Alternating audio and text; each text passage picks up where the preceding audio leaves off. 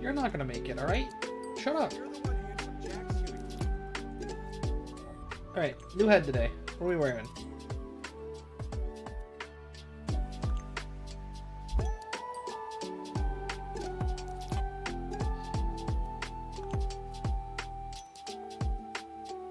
Oh, it's cool that the Zerkerbot actually gets the face paint.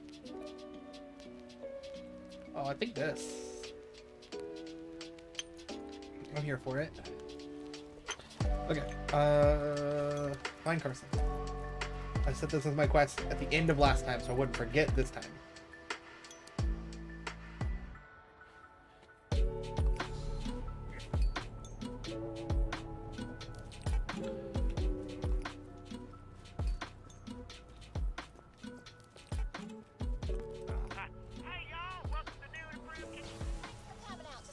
Shish, shish, shish, shish, shish.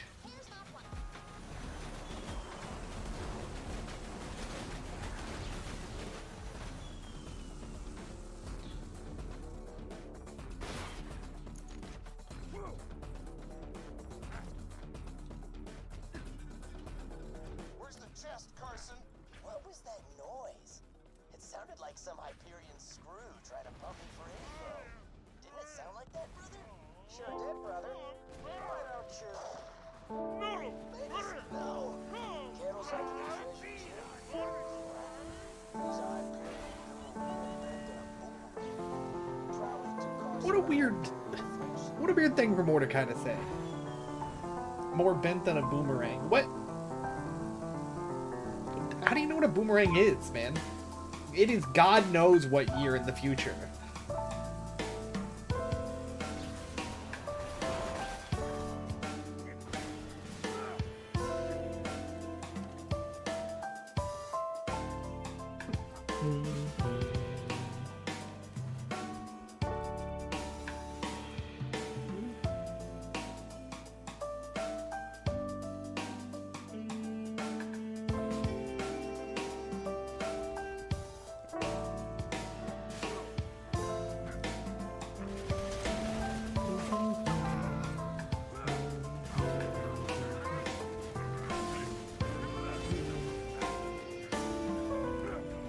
Stop shooting me.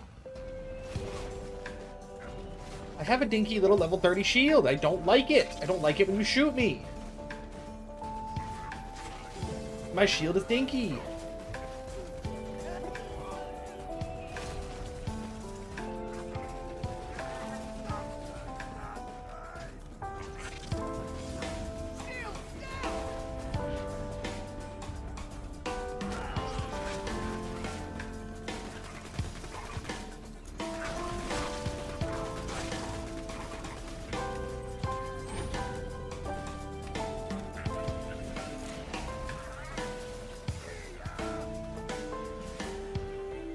Kill you, to be honest. I don't even want to deal with you. I should have just ran. I was just afraid you're going to shoot me in the booty hole.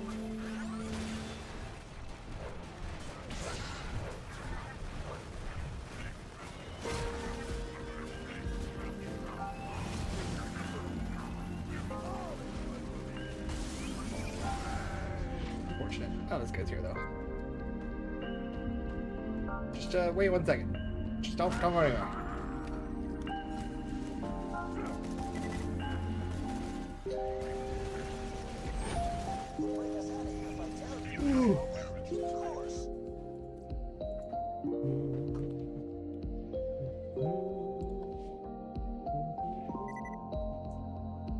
My puppy's being cute next to me. But that one's being cute. That one's passed out. I went to the dog park today and she got a lot of exercise. Hi. She's awake. I take it back.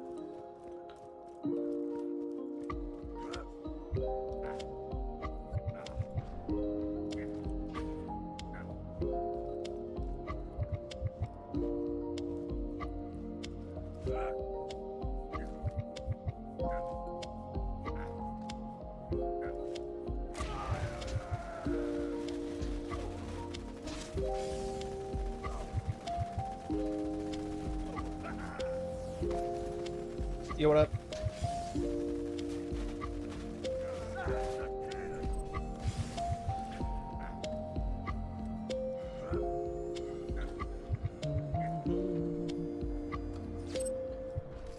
Yummy. Congrats. Hope you make Yeah, thanks for the garbage, man.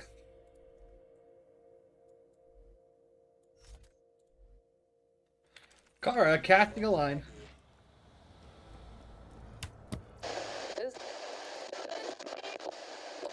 Three exclamation points to start the day off. You're so lucky. Oh, golden crown.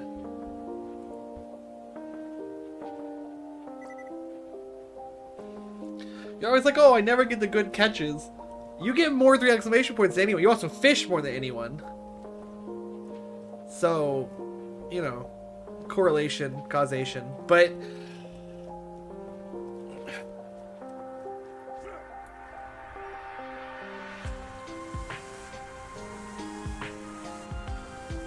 what's your average? It was 69, right?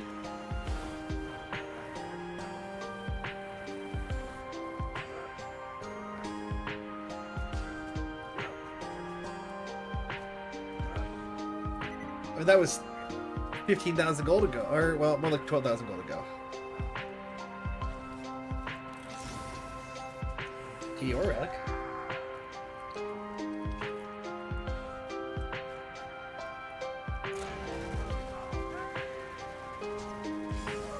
That's pretty good. I bet that's better than most people's averages. I would need someone else to... I might be able to do stats and then someone's name, maybe? Let me check.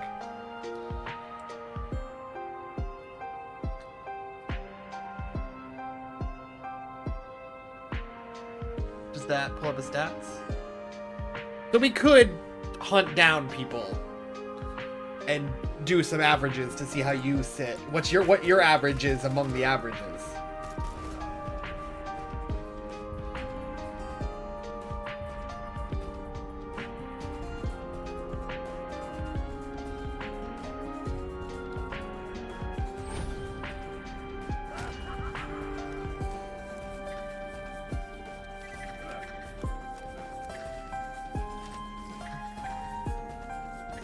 So you have a better average. So what are you complaining about? Who's in second place? Mason? That's that.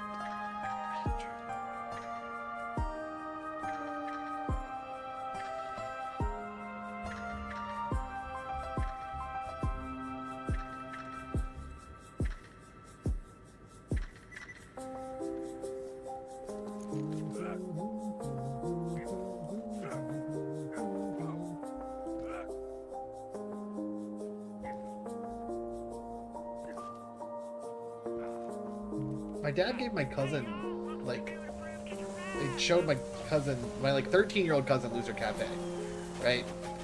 And, like, we don't say that bad at stuff, but, like, every once in a while, it can get kind of bad in here. Once in a blue moon, it can get not child-friendly in here. And, like, 13's a teen, right? But, like, I don't know.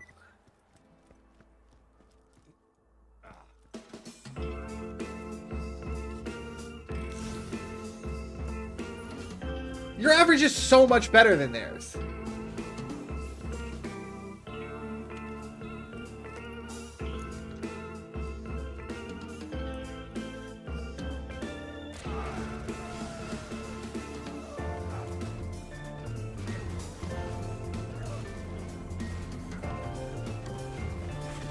He's in there somewhere. Alright, no, I get it, Firebee. Calm down.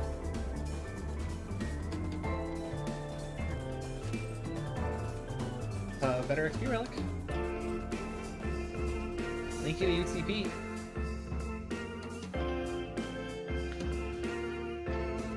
So you see my point?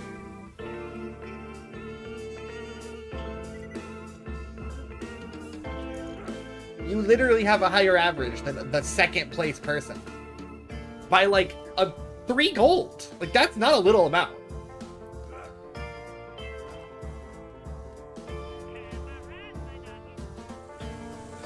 I don't know if you can get on the up on the cliff with the runner, or if it's just a lot harder, or if I'm just stupid. Because I think the technical's got better grip.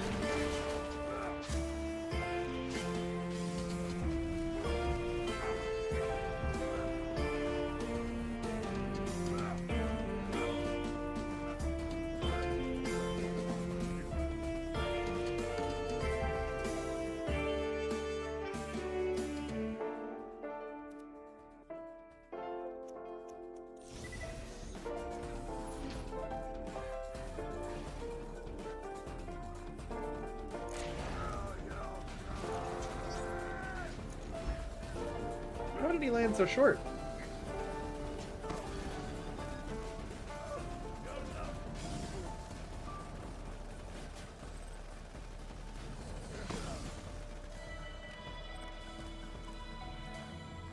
A worse XP relic, so that's good news.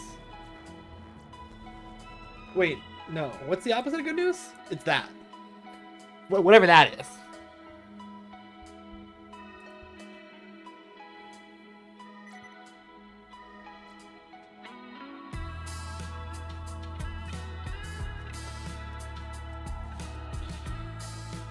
How's your day been, Kara? Oh.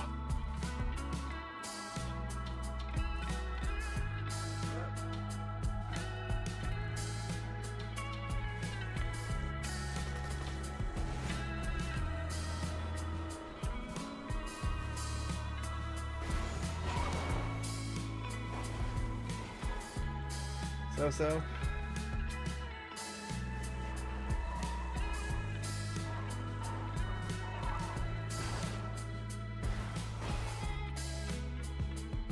No internet for hours, no water for a while. Saw your psychiatrist.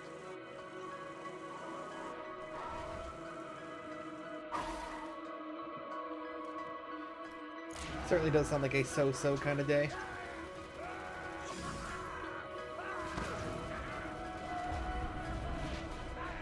That's not great. Can you get up from killing your own car? I doubt it, but you can get kill skills from your own car.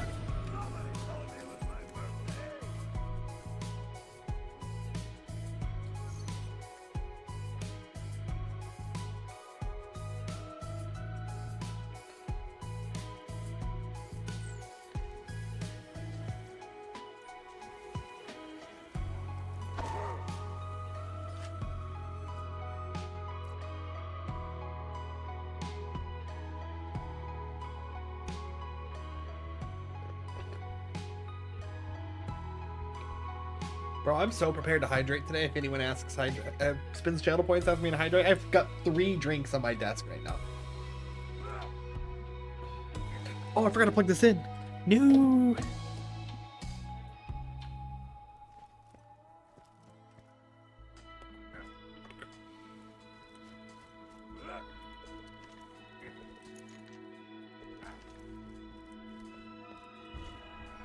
Can I help you? Here. Get in the bed. Whatever.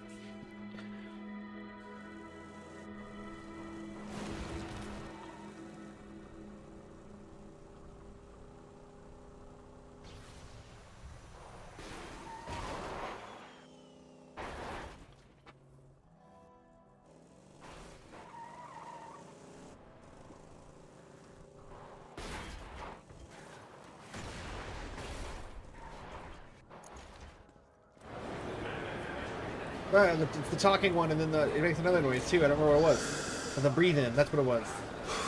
I'm scared.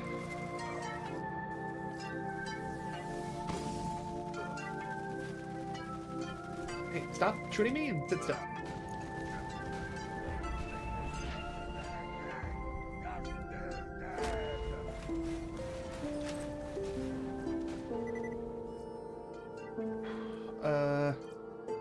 Probably should say when I'm farming.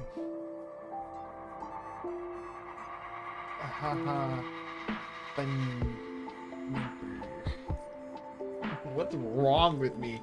I've got him like 4 times maybe.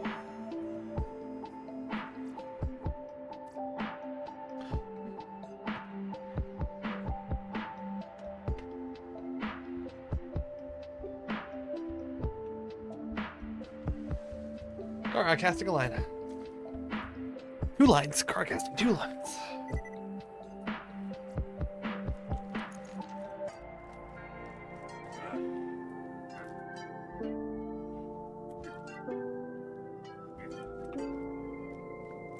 Gummy worms. Let's see what else.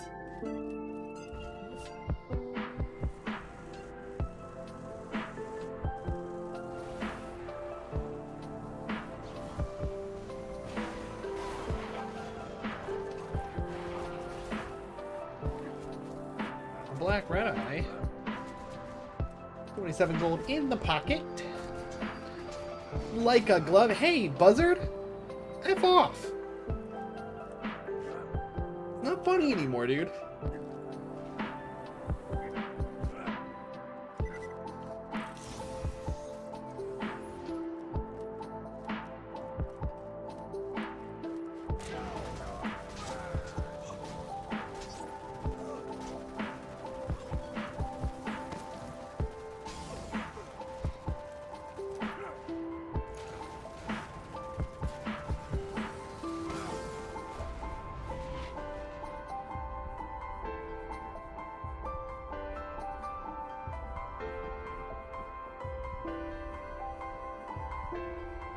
I'm gonna die to him. Not ideal. Is he the one who drops it, or is the other guy? I don't remember which one's which. He's one that drops it. Frustrating. Because if it was the other guy, I would just leave. Who cares?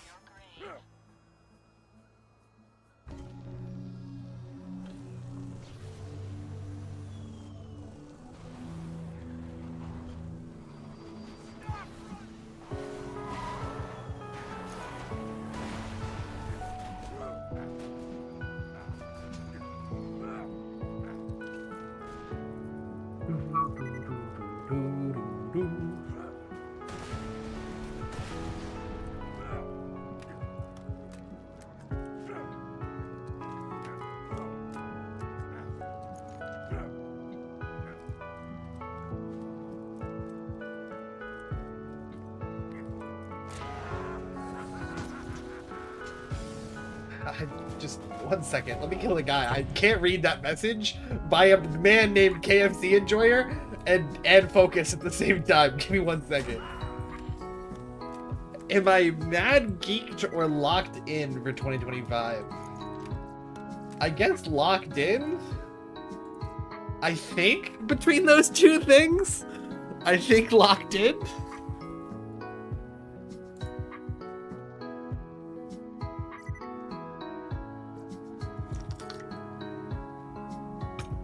Like, gun to my head, I'm locked in.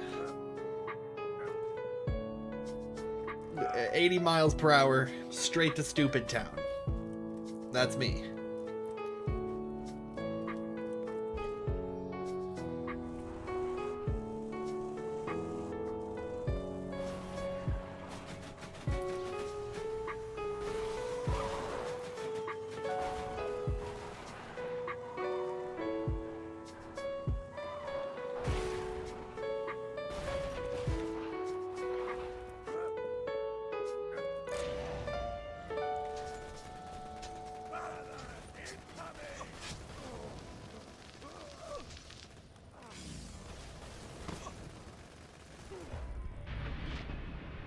Man, he's gonna kill me again.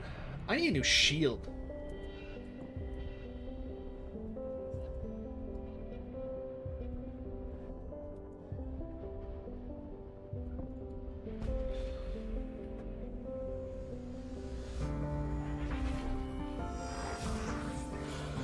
What about you, KFC Enjoyer? Are you either of those things?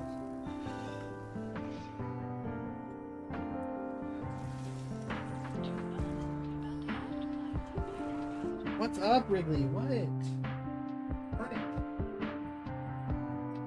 Hi, Winnie. My dogs are being minutes right now. Hi, Winnie. You're a good boy. I need to do with the other one. Hi. What are you doing? Hey, down. Down, man.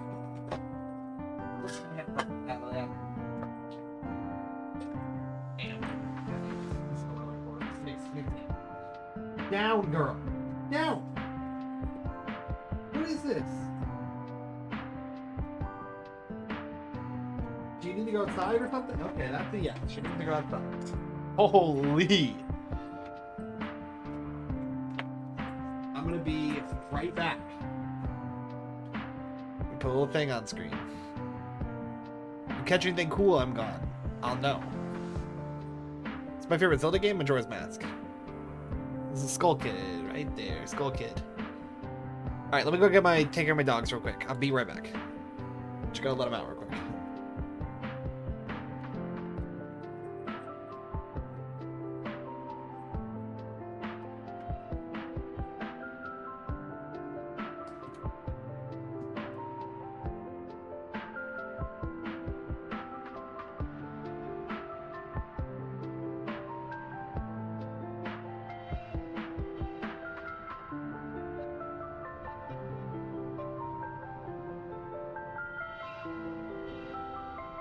Louis.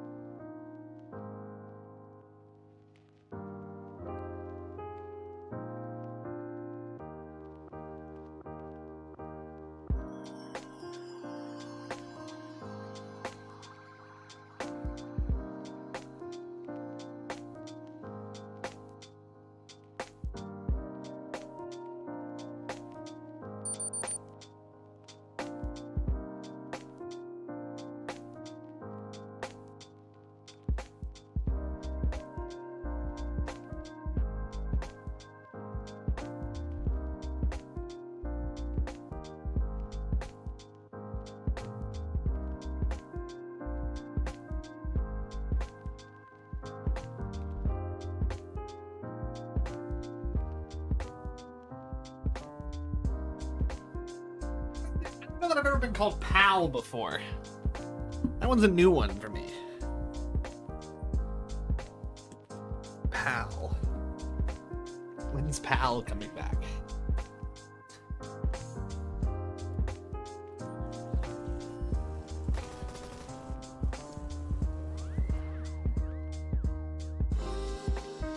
My bad, pal. No, I don't mind. I don't care being called pal. I never... That was a new one to me.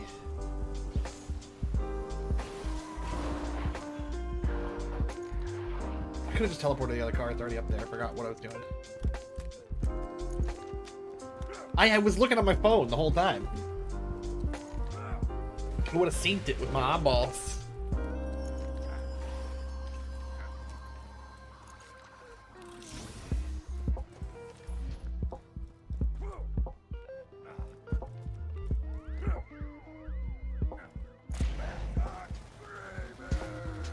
Ooh, 10 seconds off, Kara. You suck.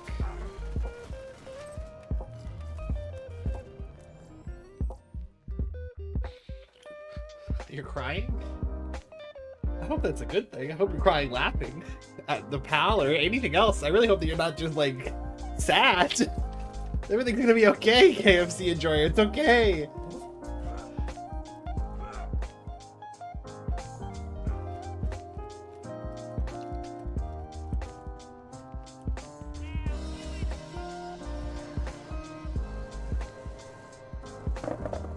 Skateboard.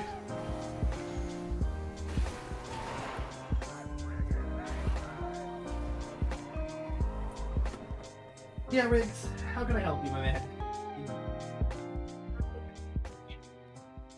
Right here. The big cup.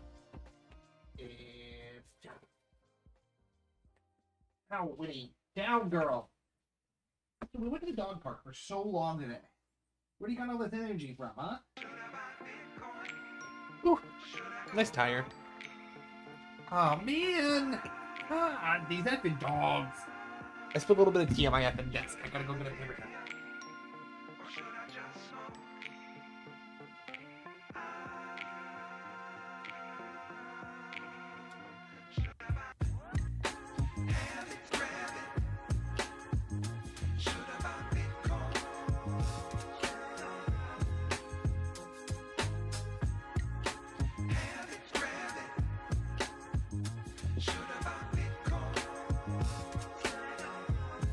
Hi, Winnie.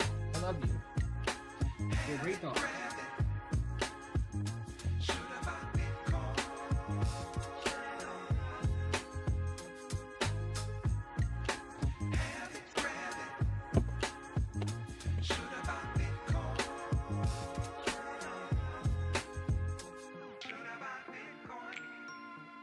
Well, hey, Cicerella. Welcome to the I spend way too long cleaning tea that I got spilled on my desk the stream.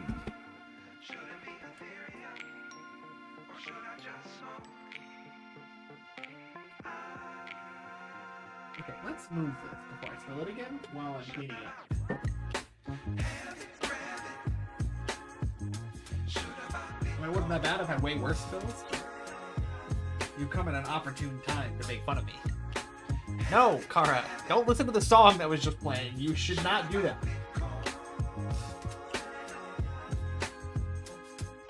Invest in loser coin. Oh, what's wrong? Need one more paper towel. That was almost enough.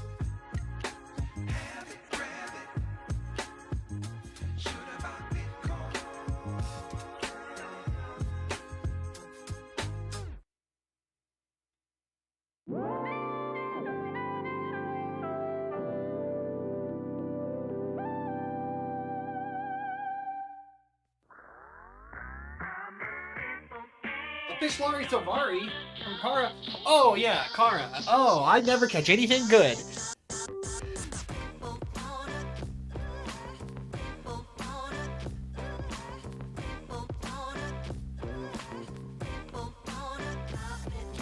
The one problem with having a big mouse pad, like I love my big mouse pad, right?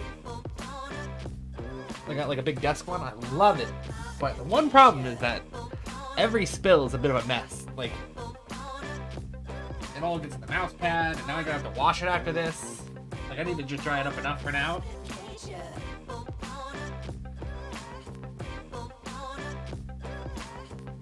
At least it's not, at least it's just unsweetened tea. It's not like there's sugar involved. It's easy cleanup, no stickiness or anything.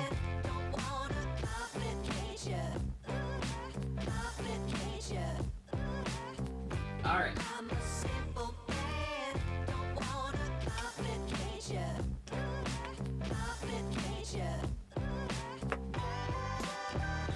Nope. If there was sugar, you could make alcohol in your mouse pad. Well, believe it or not, that's not on my list of goals. I don't think that they were serious, Cicerella, but that is a ridiculous amount of money.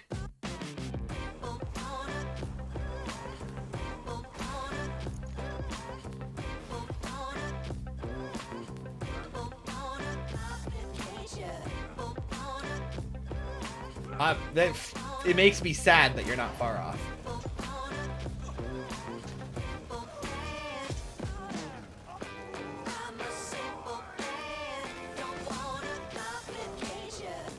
No, don't kill me though. I don't want to die because then I'd have to come all the way back over here. Just die instead. Thank you. Alright, there's one, but I want to farm two.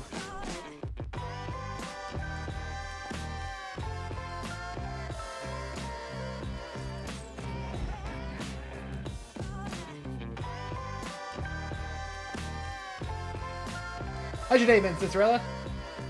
How's your Monday?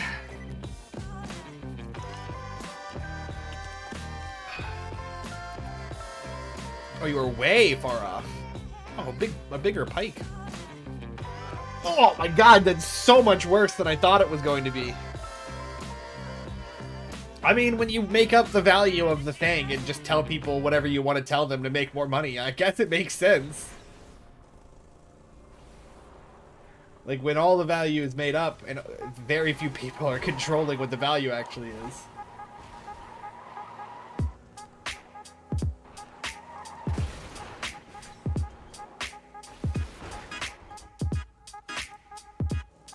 Better not watching Borderlands. I got home from school today. I had 2 classes today. Got home. Started working on homework while watching Borderlands streams. Then, when I was done with that, I started streaming Borderlands.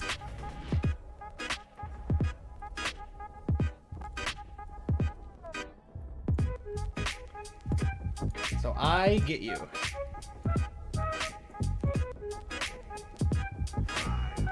I want a second one, preferably not corrosive.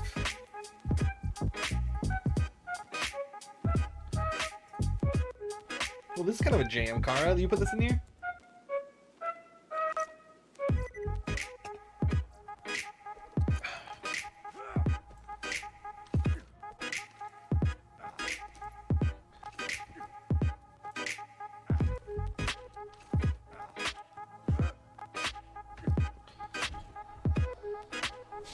If anybody was going to be sponsoring me, I want it to be this company. The company that makes Embers. I don't know if they're just named the Ember Company. I don't know what they're called. But it's like the teacup that stays hot all day.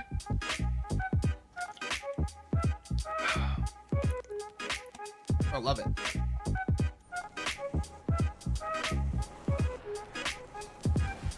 Yeah, I love Otis McDonald too. Pretty much everything of his that you put in the song request has been fire. And the fact that he makes it all copyright free is awesome. That is a boy who supports streamers.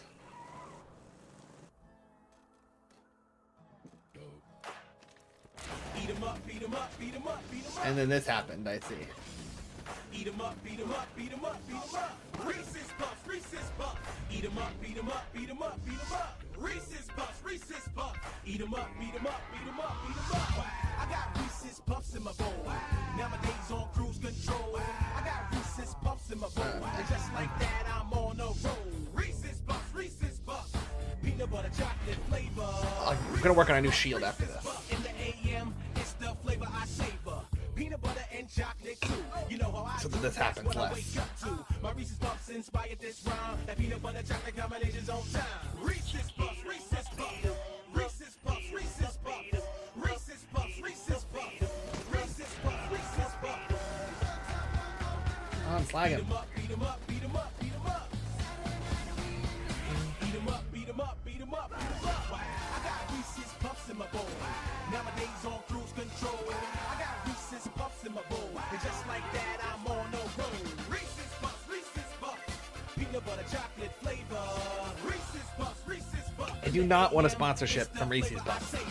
Peanut butter I mean, I would take one. All right, let's be clear. If anybody wants to give me money, with the exception of a very few products, I would do it. All right. But I would prefer not to have a Reese's Puffs sponsorship.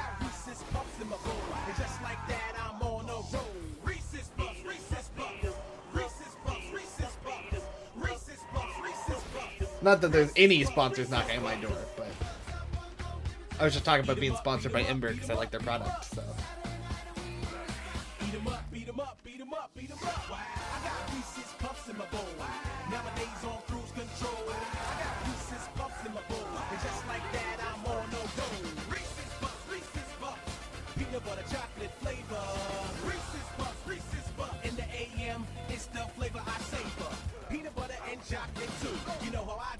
What I wake up to. My Reese's Puffs inspired this rhyme. That peanut butter chocolate combination's on time. Reese's Puffs, eat 'em up, beat 'em up, beat 'em up, beat 'em up. Reese's Puffs, eat 'em up, beat 'em up, beat 'em up, beat 'em up. Reese's Puffs, eat 'em up. A lot of the mashups got DMCA'd. I'm gonna check this one afterwards to see if it did. I'm curious. I mean, if it did, it did. It's not the end of the world. But.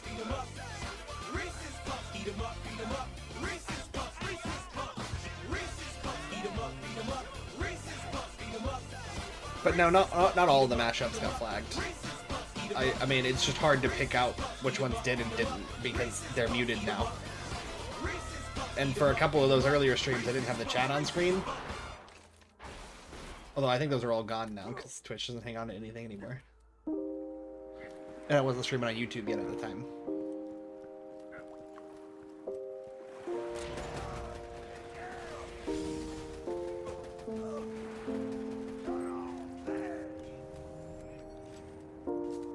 Yeah, it was when you did all of them back to back to back, yeah.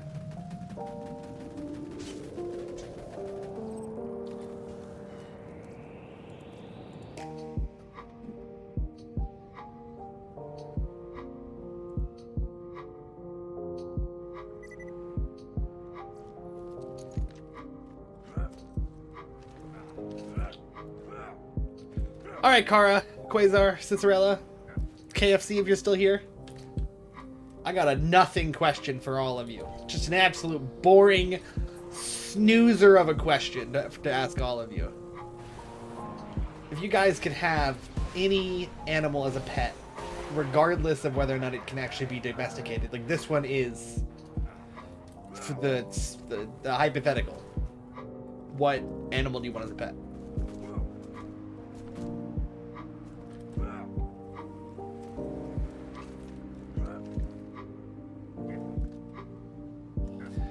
Yeah, that's bad. Quasar, yes, that is not good.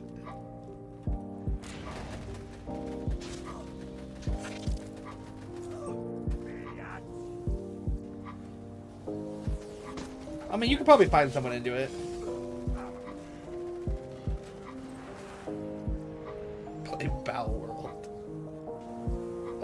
I will take that, actually.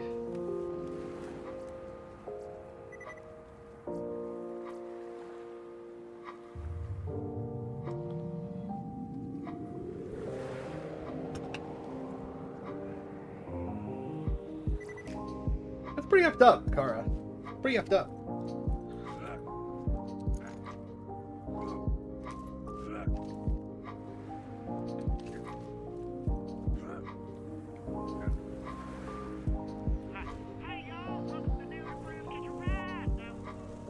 Yeah, I'm not a fan of this.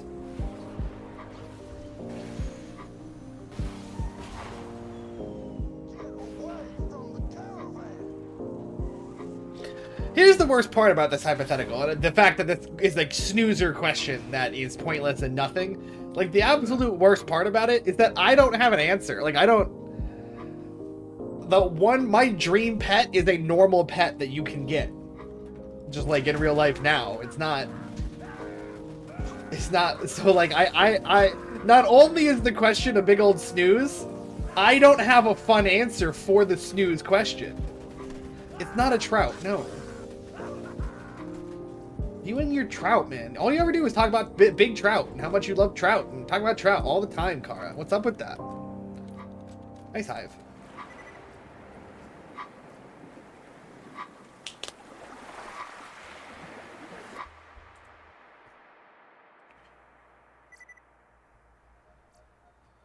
You never had a pet? I don't think I've ever not had a pet in my entire life.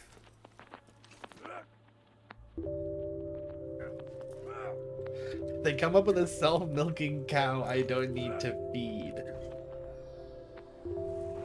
It's its own excrement. No, they have not come up with that. I guess, to be fair though, if that's what you want, it's a hypothetical. You can get whatever you want, I guess. So, that's your pick? Hey, welcome back, KFC enjoyer.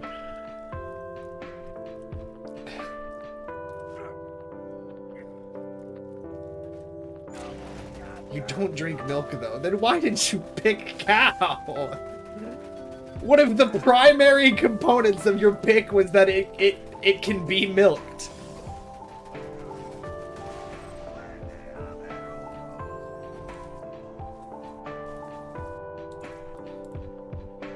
I don't know why I picked it.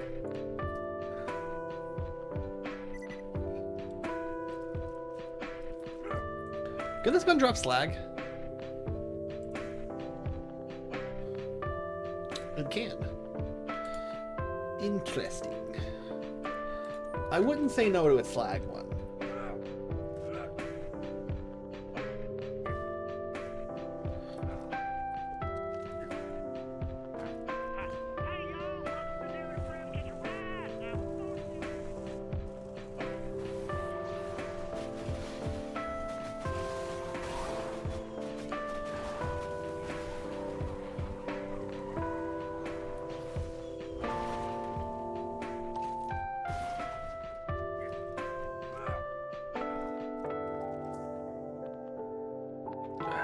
A little bit.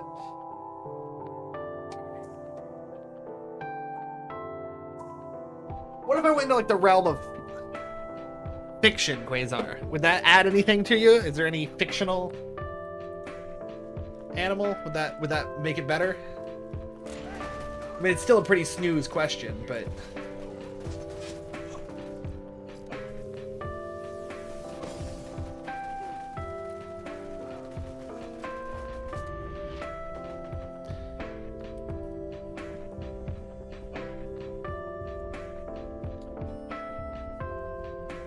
kind of like the plot of Dead Rising 1.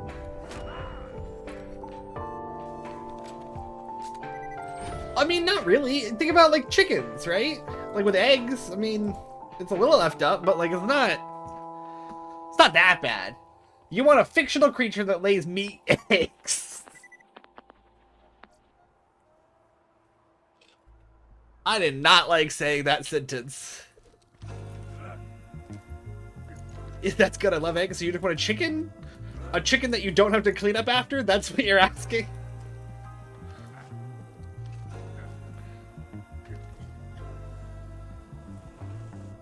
Well, I guess if I ask the boring snooze question, I'm gonna get a boring snooze answer, so...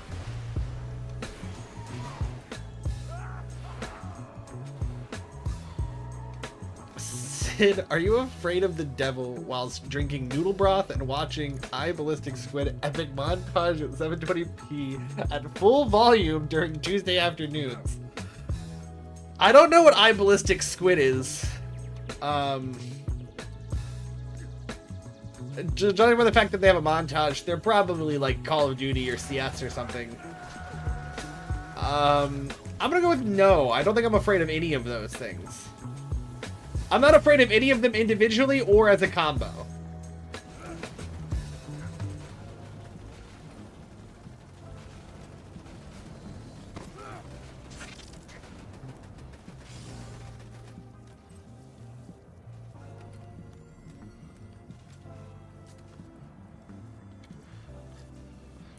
Dude, you got COD Guy Boss. Bad vibes.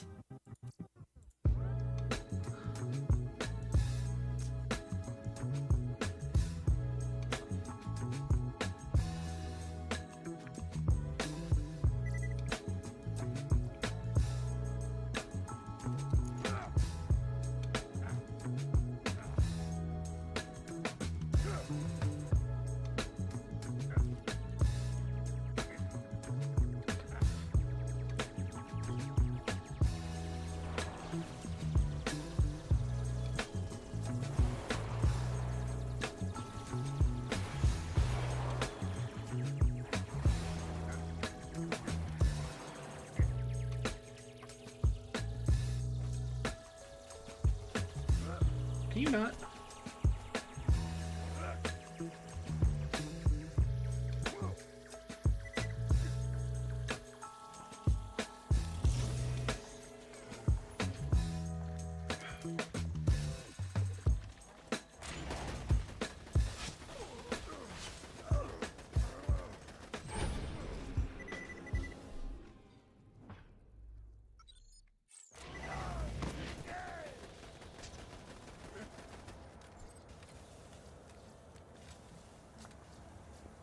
Another Varrock, huh?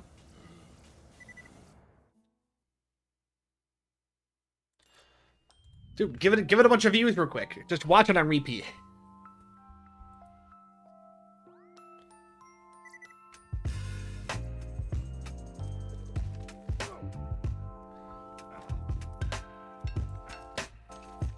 I might be able to lower that. I haven't looked.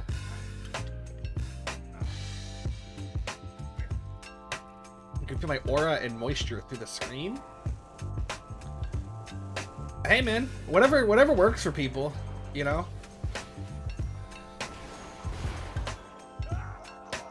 Like if that's what you like about the stream, if that's what you like about Loser Cafe, if that's why you're here because you can feel my aura and moisture, hey, I'm here for it, man. Enjoy.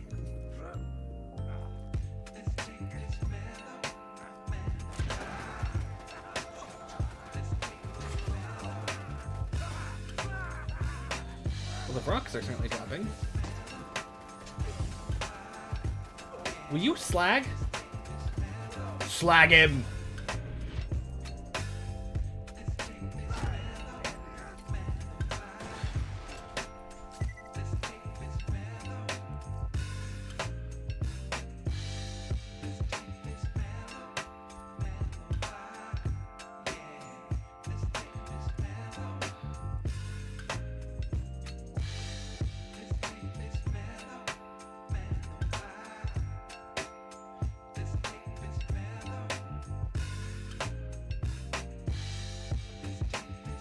Alright, try it again, Kara.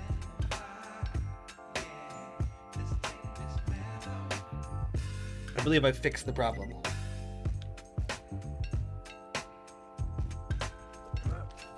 I bumped it down to 140.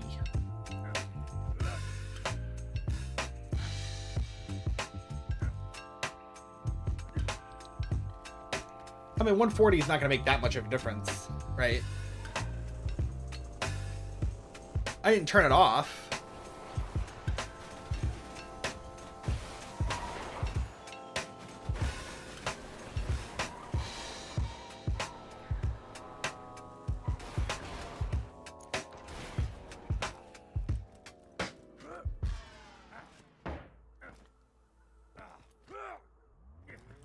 What's up, Kara? Life or death question.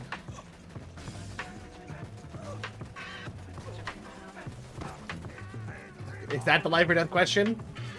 What KFC just asked me? Is that it?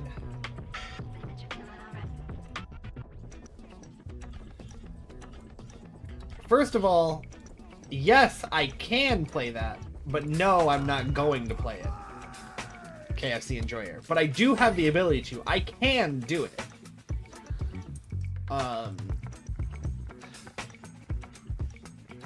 We've had this conversation before, Kara, because I know we've had this conversation before because I know I've told you that my mom skins her egg rolls. She like surgically cuts open her egg roll, pulls it apart, eats all of the innards, and then eats the inner shell and then the outer shell. Is how I know we've had this conversation. No, I just eat my nuggets, man. I don't skin my nuggets.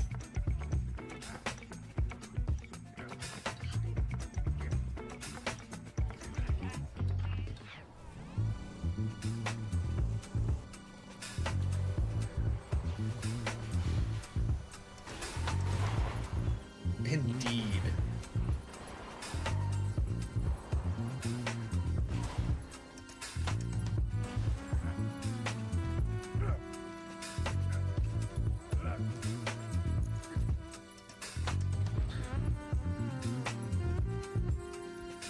uncovering yourself. Do you want to be covered up? No. I don't understand.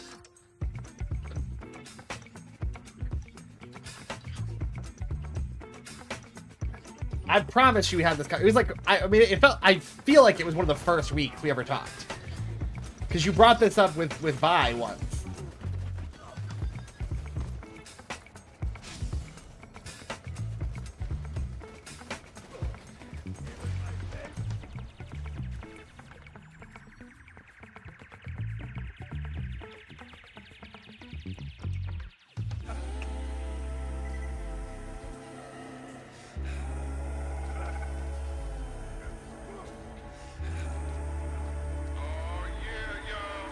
Oh yeah.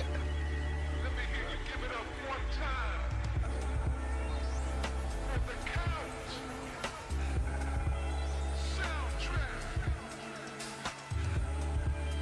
In Otis. In Hollywood. Somebody sold a wall today, Kara, for 700,000 on Behemoth.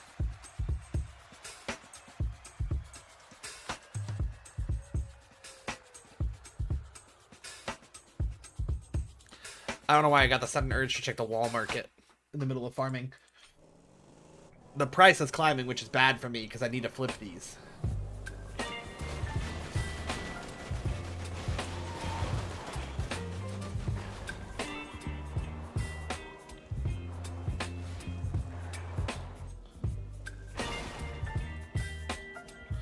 Yeah, but they're not going for 7 million right now, so I doubt it. I mean, maybe they are on Behemoth, I guess. I do have a significant other, yes. We have been together for almost 4.5 years.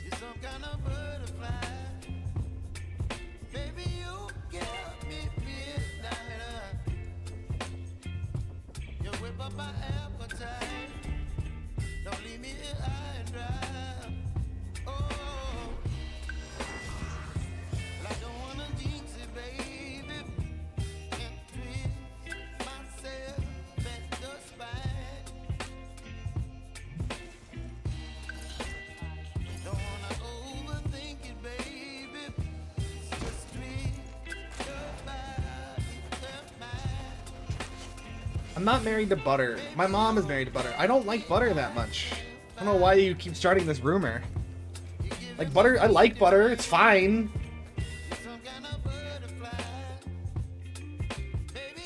Like butter's, I mean, it's fine. I'm not, you know. But I'm not like a butter freak. My mom's a butter freak.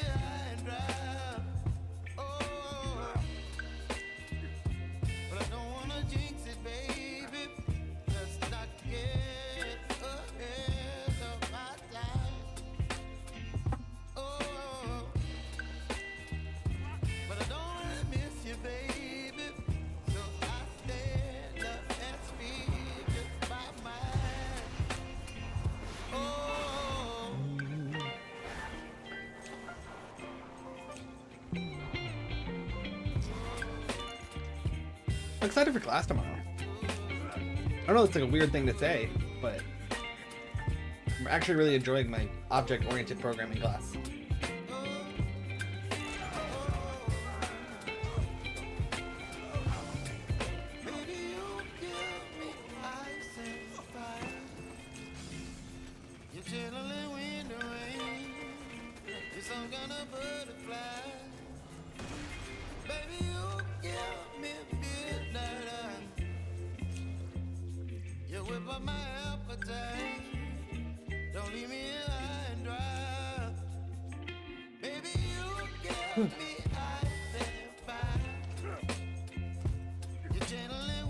How did that affect your? How did today's casts affect your average so far, Kara?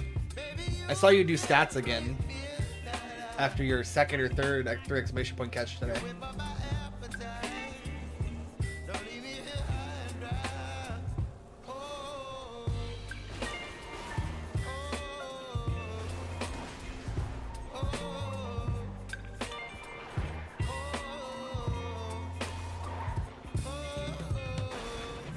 That seems lower. There's no way it's lower. You've made Right? Wasn't it? No, maybe it was 67 something. I don't remember now.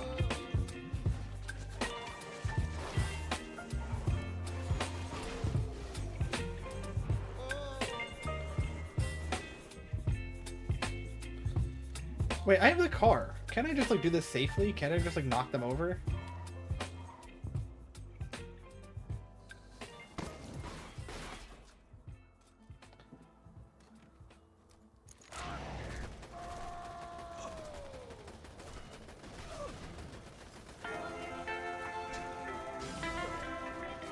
I could just keep knocking them over, theoretically.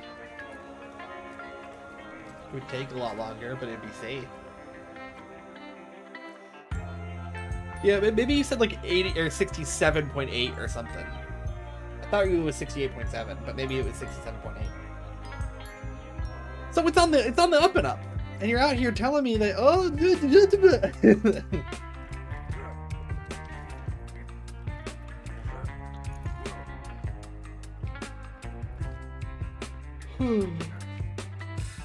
for the moment.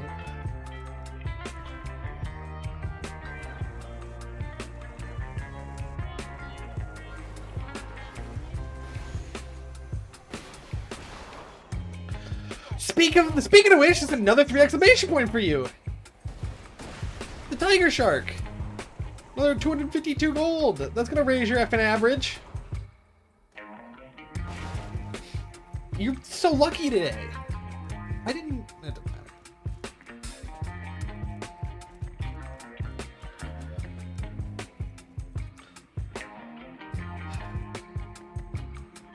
Do I like applying mustard to Danish chessboard whilst building set 10786 Gabby and Mercat's ship in Spa while playing Alpha and the No, I don't like doing that, and I'll tell you why I don't like doing that.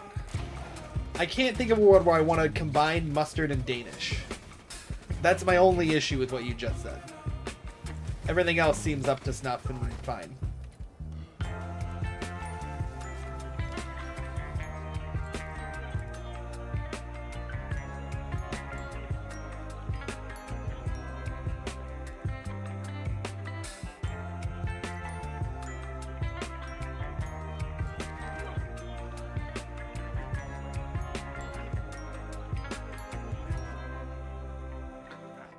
I don't know what currency UAE is.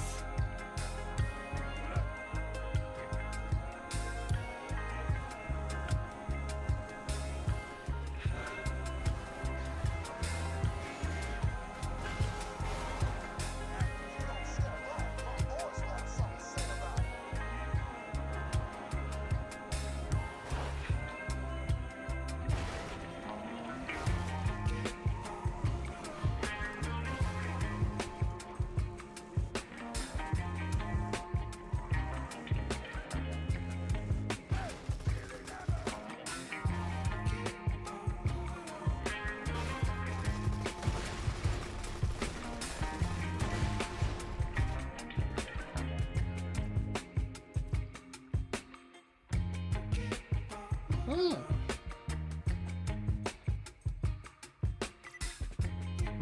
The more you know. It's not very expensive to play, at least.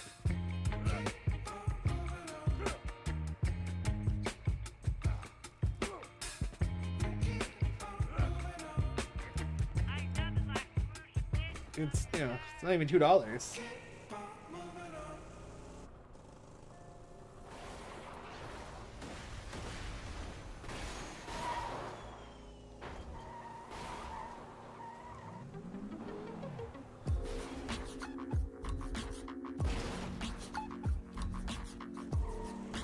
You meant USD?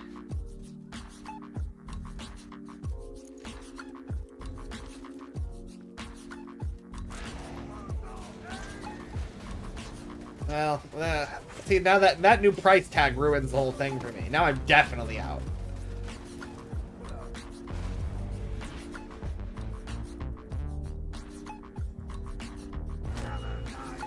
Dude, can I have a second sniper?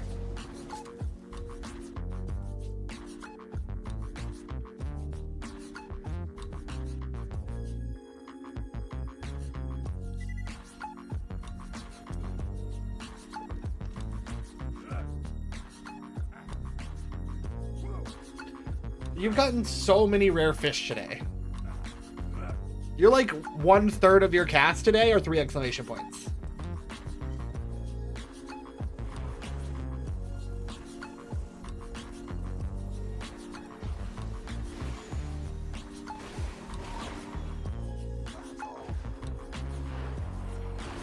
I will say that I did just ruin that cat that you did, though.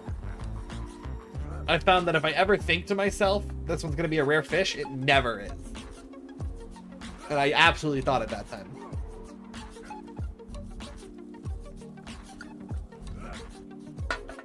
Soda can.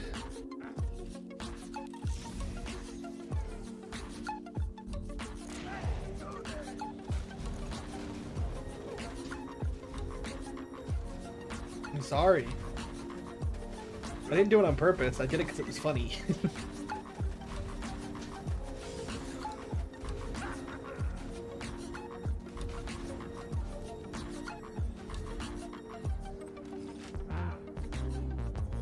Okay, I'll take... I wanted slag, but I think I'll take this just to move on.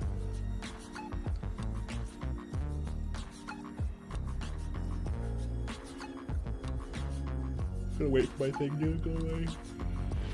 And then we're gonna do this. And then we're gonna do... No. What? Did I drop the slag one on the ground because it's out of inventory space? Yeah, I did.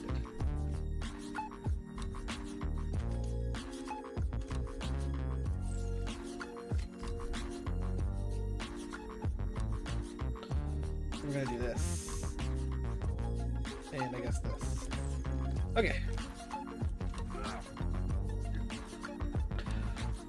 Are you wondering, Hansel and Gretel, with the Chinese whistle attached in case of emergency while the building set 10-7? Well, I see. I'm gonna I'm gonna need you to remind me which set 10-7-8-6 is. I see. I don't want to get it confused with the 10-7-8-5. Only then can I answer your question appropriately.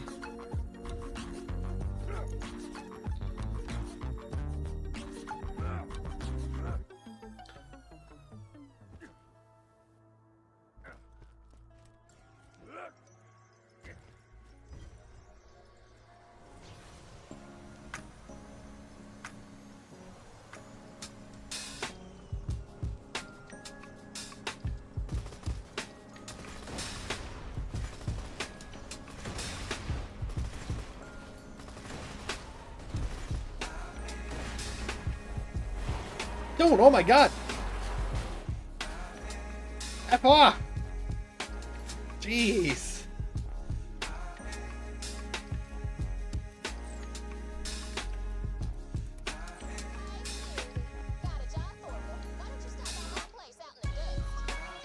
That's a sold out set?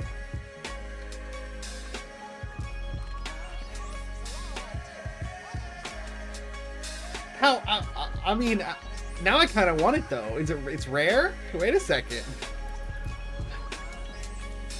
Put it in the background with all the other junk. Let me refresh your memory. Gabby's and Mercat's ship and spa.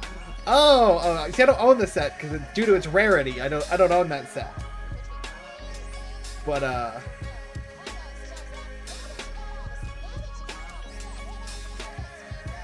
now that you got all the... You have a supplier? I'm pretty tempted then. Only if you'll do it with me. Only if you'll build the set with me, and then I'm all in. But I'm not doing it alone.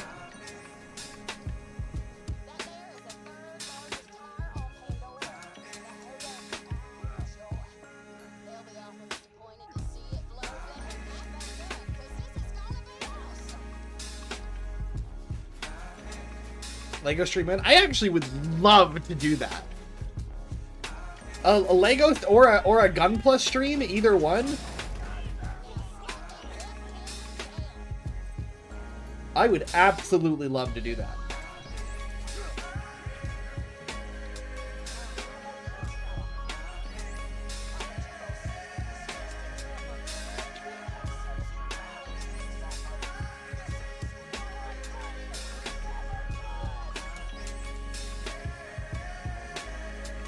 Ooh, an ad. I wonder if KFC's got a powerful enough ad blocker to hold it back. Or if they're gone for 3 minutes. Oh, 3 minutes.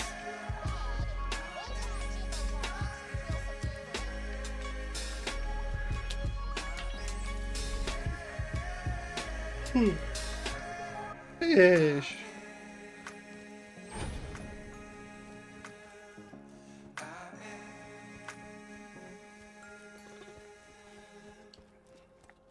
You're near the Holy Spirit.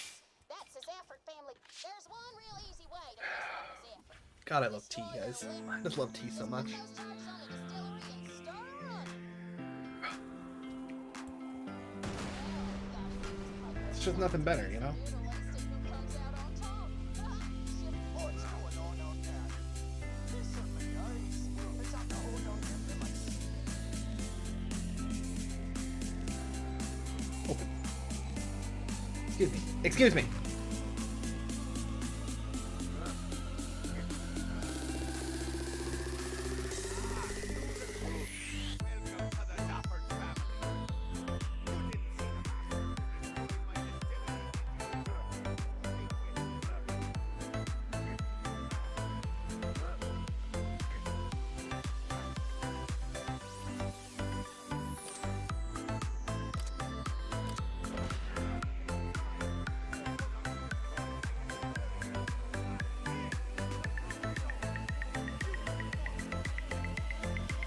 That's me!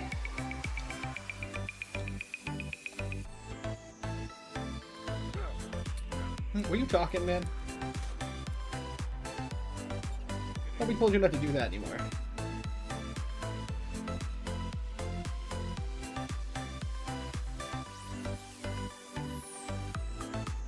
I mean, I can sell them both. Hey-oh! Hey-oh! Crumpets!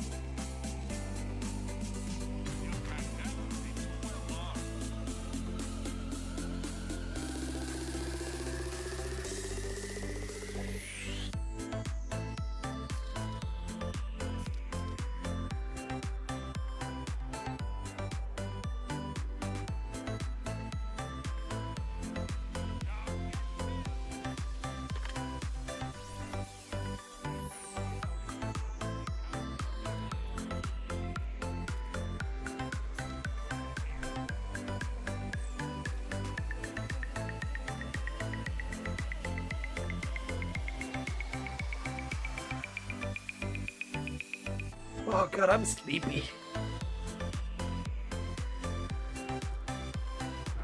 Early morning classes, you know? I've worked dinner shifts for the past few years, so like I haven't had to wake up early like this for quite a while now.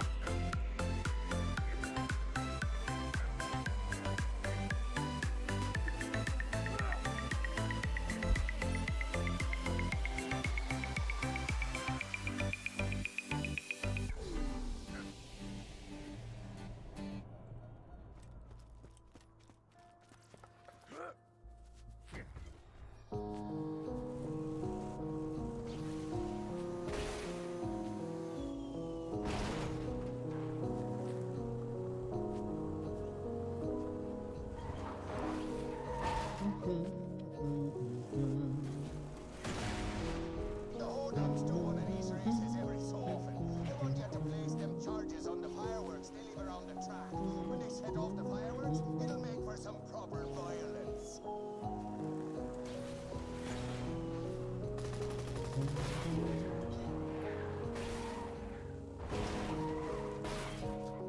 What's the drift button? It's not that.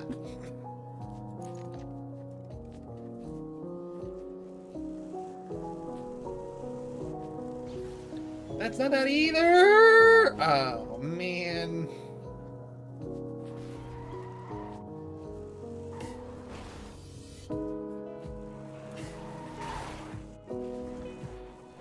You guys, I'm stupid.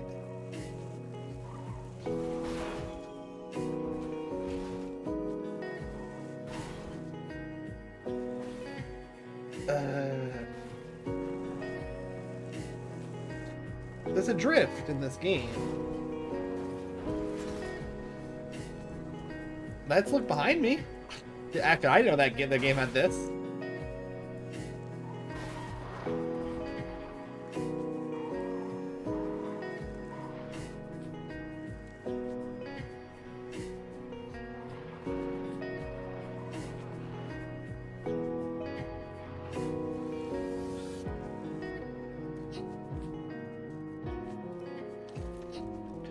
Hut. Skadoosh. Skadoosh. Hey, what you doing down there? Double checking on the fireworks? That's cool, man. I already done that. Thanks, though. Skadoosh.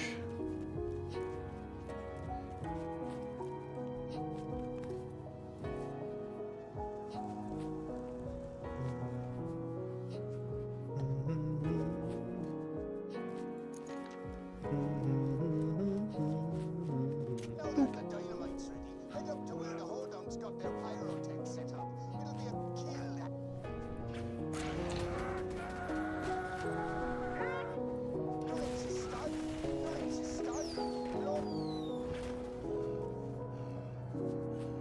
Show me the bad guys.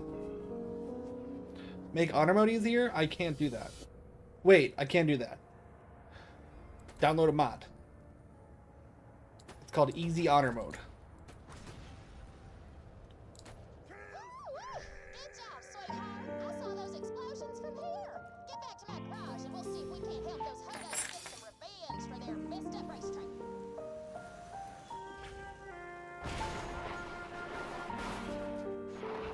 Nice keys.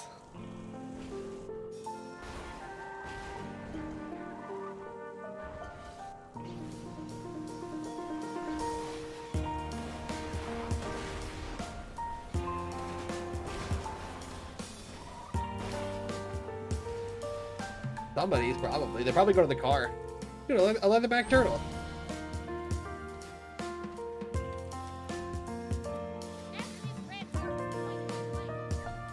Get this effing bandit piece of garbage out of my pocket.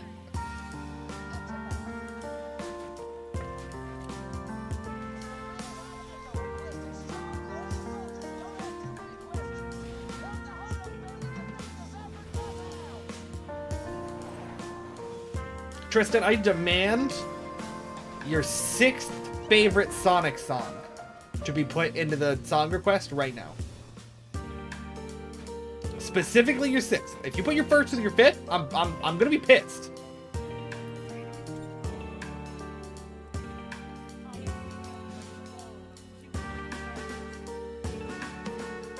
Exclamation point song request, or I believe also exclamation point SR.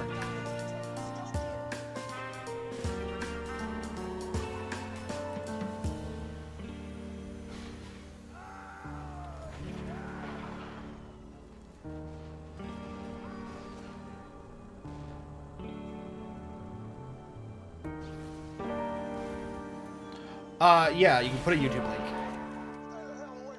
Wait, why did I go this way? I did this last time. I have such a tiny brain sometimes. I forget what quest I'm doing, and then everything falls apart.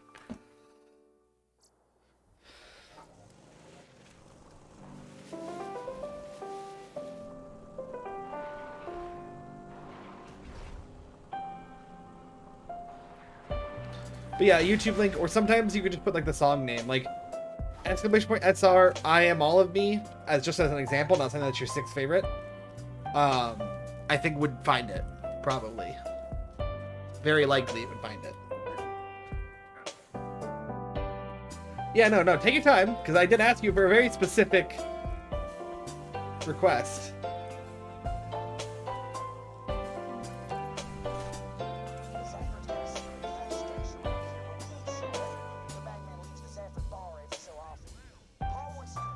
I bought that game, Rob the place. Quasar. I haven't played it yet, obviously. But it was super on sale during the winter sale, maybe? Dude, Goon, it's you! You're here and you're fishing. Yeah, the winter sale or whatever that just did. I picked it up after our conversation. After you played the audio, that one stream. I don't know that I'll play it on stream. We'll see what happens. But I picked it up when it was super cheap.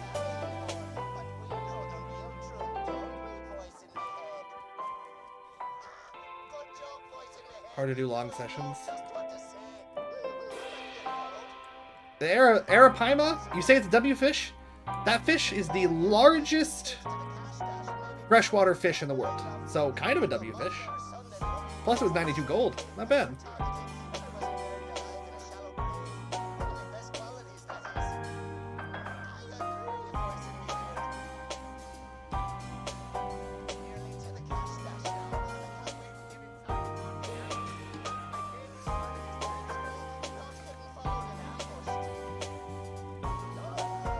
Alright, I maybe have an answer for your question.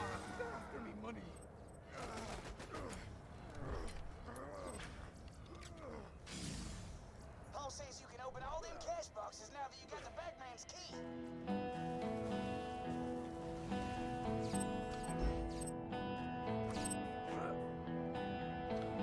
In general. Absolutely in general.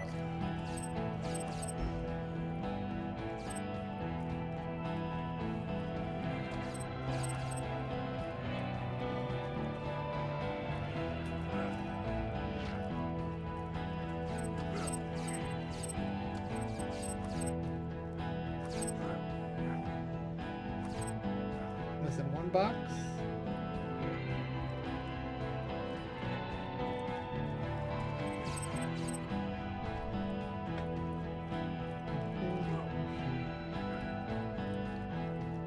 Thanks for helping out with this, by the way.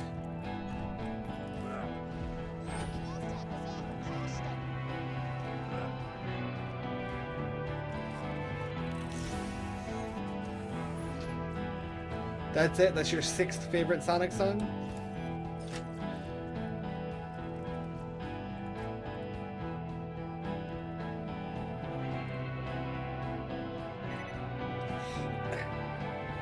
Do you know how I feel right now to this news? Do you know how that makes me feel? Do you know in Mission 8 Cortana, when Gravemind finally like figures out that Cortana's been hiding the activation index, and he goes, "At last, her secret is revealed." That's how I feel right now. What I'm love about this is that you're probably the only person who knows what the hell I'm talking about, and that's the best way to have a conversation on stream. I'm your little puzzle piece, you know that? I think that's a compliment. I'm gonna take that as a compliment.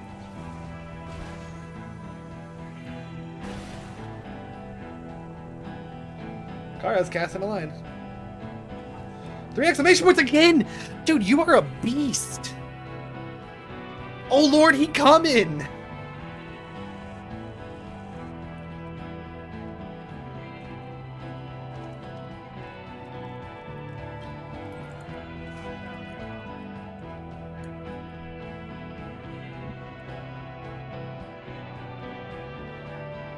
You know what I was saying by the words Mission 8 Cortana? Thank you. This is what I'm saying by what I love about this is that you know exactly what the F I'm talking about.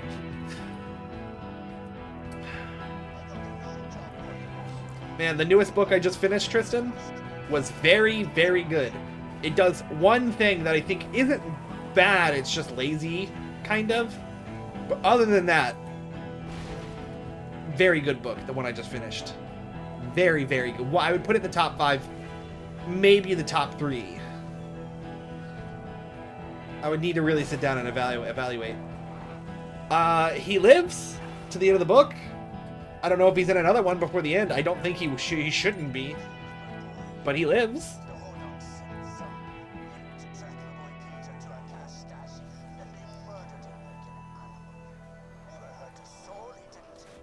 he just kind of kept getting better and better the longer the book went on, to be honest. Goes after sundown. I want to see their flaming homes burning against the midnight sky. Get going. He would have been okay with it in the end. I didn't think he would be. I really was hanging on, thinking that he was going to, at the end of the to be like, yeah, but I can't let you fire the ring, caster. I have to stop you. Like, but no, Gato Guy's a straight bro. Literally, his character comes down to, he literally just, he's just the best. He's just so cool.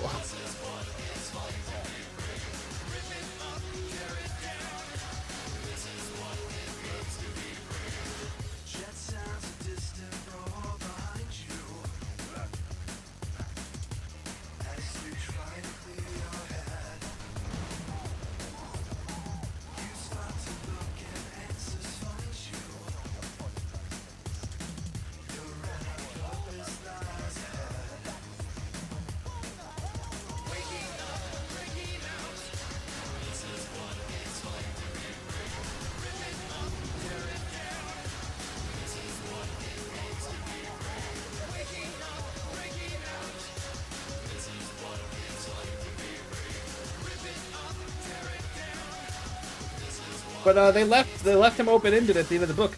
In fact, of the 4 villains of that book, 3 of them get away. Shadow the Hedgehog? It's, for the era, it's fine. It definitely feels like a game that came out in the early 2000s. Like,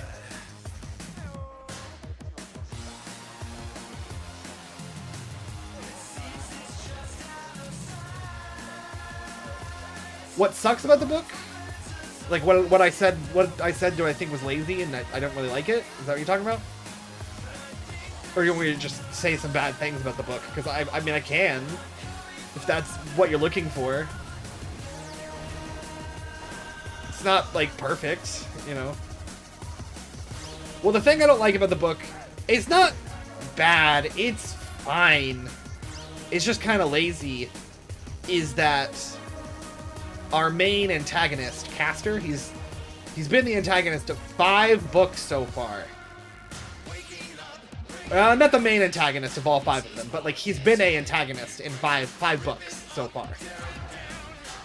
And at the end of this book, he gives up on like his goal of the 5 previous books because he finds out that the Halo rings are just weapons used to defeat the Flood, and they have nothing to do with divine transcendence. But like, I think it is reasonable that he could make it that far and just think that what the Sangheili were saying was lies, like, because it's his original religion and his faith. For him to be like, oh, the elites are just lying about that. Yeah, the reader knew that from the start, that the Halo rings, if you're reading that book, you have to know.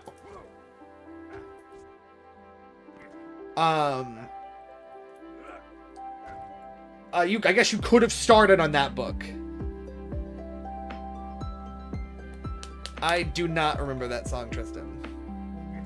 But I don't know what type of person would be starting on that book. Anyway, so it's kind of a lazy... and it's the exact same... And the reason it's lazy, it would be fine, in my opinion, if it wasn't just the Arbiter's story from Halo 2. Again. It has some differences, the key one being he doesn't like humanity still. It's not like he found this out and was like, oh, well, you know, humanity they're kind of chill, actually. He still up and hates humanity, so he's not like the Arbiter 100%. They, you know, are different people and their experiences have shaped them in different ways. So they're different characters, but he just kind of took the Arbiter's arc of villain, villain, villain. Oh, the Halo rings aren't divine transcendence. And it's fine. Careful, sugar. That's strong stuff. Keep blood in that focus. Sanford's won't let you even borrow unless you're so drunk that Amy looks like she's got Moxie's curves. Um... Right. Sorry, Paul. We don't talk about those heathens. Wanna let the As for what I didn't like about the book, I mean, I don't know how much I would take off that it doesn't have like a higher, like, I don't think that all books nor all art need to have overarching themes. I think it's okay for something to be slop. In fact, sometimes it's nice to just enjoy slop. But a few of the Halo books have actually had some nice themes. Not a lot of them, but like 2 or 3 of them. And so I kind of had hopes that this one wasn't going to be like, you know, it's just, I thought that we were building up to a point, but it didn't happen with like an overarching narrative theme with him with the villains in the book as a whole. And that's fine. The book was still a really enjoyable read. It doesn't need that to be like amazing. It's fine. But I had some hopes for this one because I really like the villains of this book. I don't know. When you read 31 Halo books and 3 of them have had overarching themes, like, I can enjoy some good slop, but I have been reading a lot of slop. So I don't know. That's not really something to hold against the book itself, though. No, I definitely don't feel like that once. I have maybe felt like that about 2 of the books. 2 of the books and at least one of the comic series, if not all of the comic series I've read so far. Yeah. Well, I don't know about other non-Halo things. I've never read a Troy Denning book that wasn't Halo, but I know he writes other things that aren't just Halo. But I have liked all of Troy Denning's books. His first 2 were definitely his weakest ones, though. They've been getting much better after the first 2. Let's say we put an end to all this clan fight.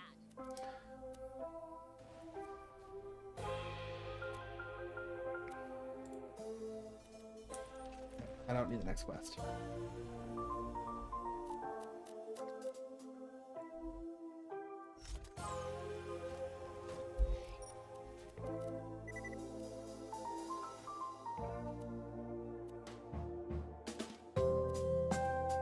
Dude, I like remember specifically going out of my way to make sure I got the fridge teleport, and I don't have it.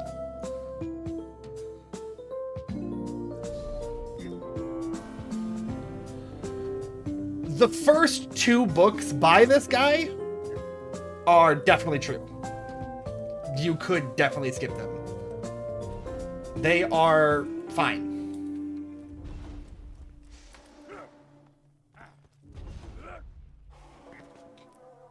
I would say there's only so far one trilogy of books that I think of the Halo books. Only one trilogy of books that anyone could read. Like, if you're not a Halo fan, you don't even know what Halo is, or you've only played like one of the game, like you're not a Halo fan at all, there's only really one trilogy that is like, I think is so good that you could just read it. And the 3rd book in that trilogy, despite being in this series, could be my favorite book I've ever read. No, not the first 3 at all. The 2nd book of the first 3 books, because there's 34 books, the 2nd book of them is possibly the worst book. It's either the worst book or the 2nd worst book. It's really bad, in my opinion.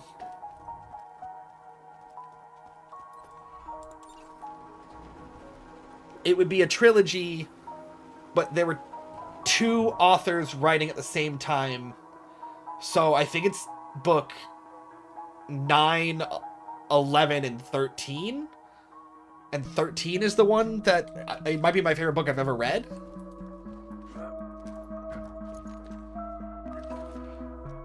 Not that these books need to be something that a non-Halo fan should read, because, like, I don't know. The same thing with a lot of things that aren't just a book series, right? Like, nobody's expecting somebody to read, like, a Star Wars book if they haven't seen Star Wars. You know what I mean? Like, that's not an issue to me. I'm not, like, oh, well, if you're not a Halo fan, you won't enjoy this. That's fine. It is what it is.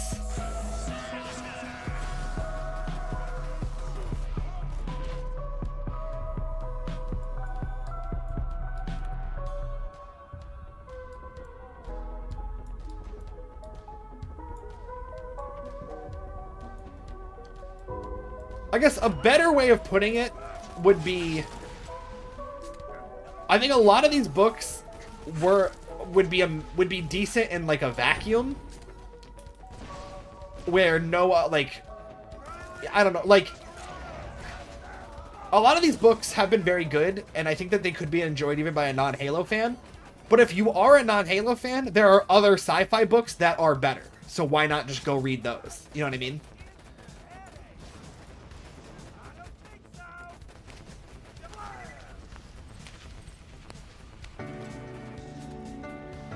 Like, I think a lot of them could probably be read and enjoyed if you weren't a Halo. I mean, my mom read like 4 or 5 of them before she ever played Halo, and she liked them. The ones she read.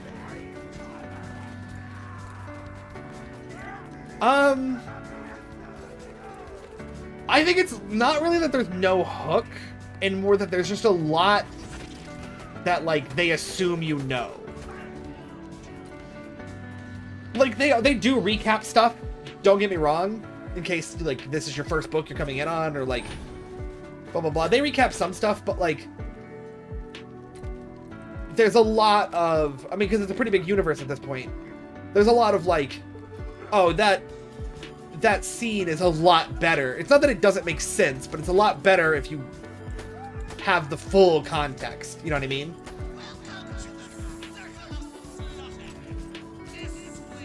I'm not farming that. Gotta get the farm scratch.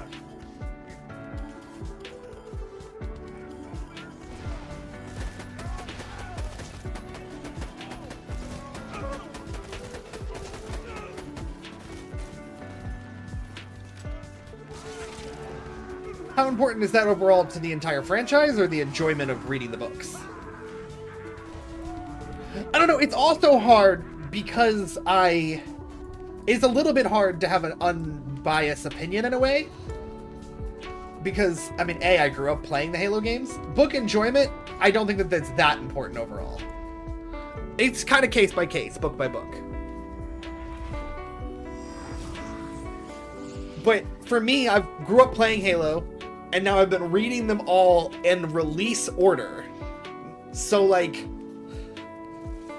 you know, a lot of it's built up for me at this point where, like, it's hard for me to look at the 31st book and be like, how would I feel if I had no knowledge of the previous 30 books and 19 games, or how many games and spin-off games there are that I've played?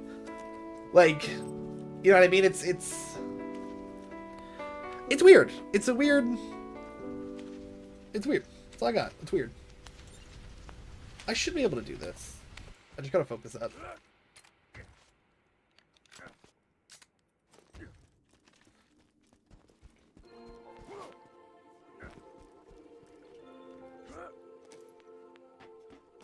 The tales do not do you justice. I will say this. Here's a good way of putting it, kinda. A little bit. There are some of these books that I think I wouldn't have finished if it wasn't an audiobook.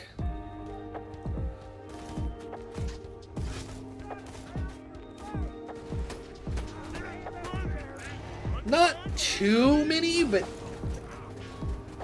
definitely like a few that I probably wouldn't have finished if I was reading them and not audiobooking them.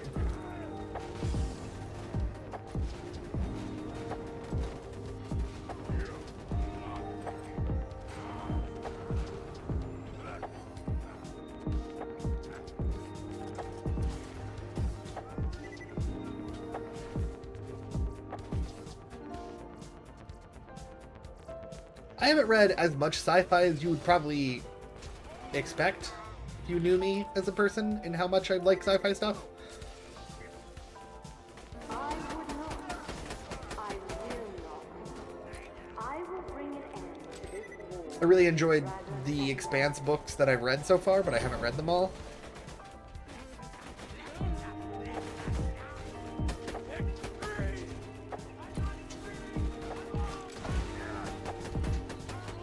Well, something else that's interesting too with these books is that a lot of them are kind of different genres. You know, there are a good number of them that are like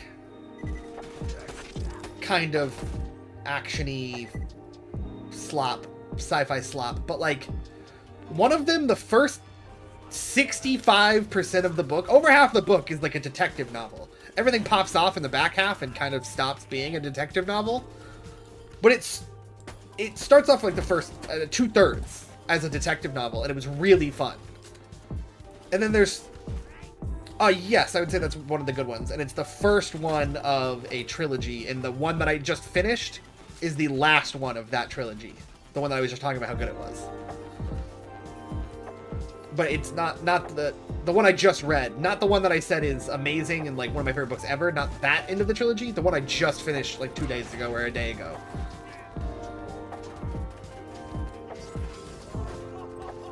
That one was the end of the trilogy of the detective novel one, and I really like that one. I would recommend that one to people.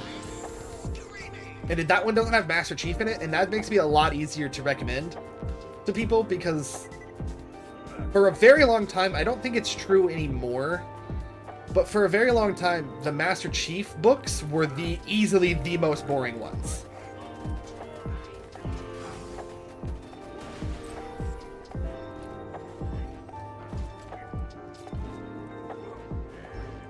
I don't know how much you know about Halo. Master Chief's the guy you play as in the games. I'm sure you know that, but I guess I don't know that you know that. He was for a really long time. I don't think Chief should have been in any of the books. I truly think that. Chief in the newest book about Chief was the first one where I like truly enjoyed his character.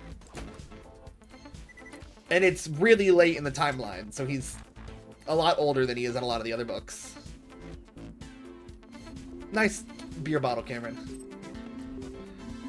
I think that Chief should have been in very little of the books. In fact, I don't think that Chief should have been in any more of the games. I think his game should be 1, 2, and 3. And that's it. But I do think that Chief nowadays, especially with that last Chief book, is feeling a little bit... I liked him in that book, finally.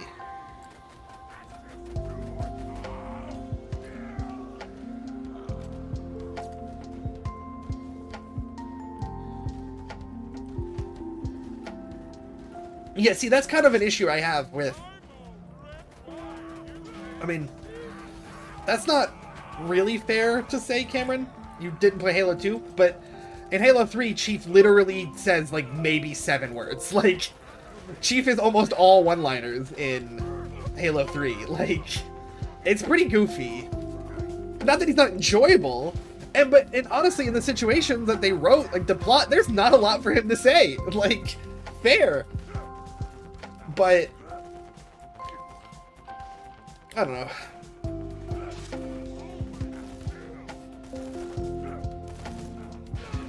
I really enjoyed Chief in the newest book that he was in. It was like the first time I really enjoyed how Chief was written.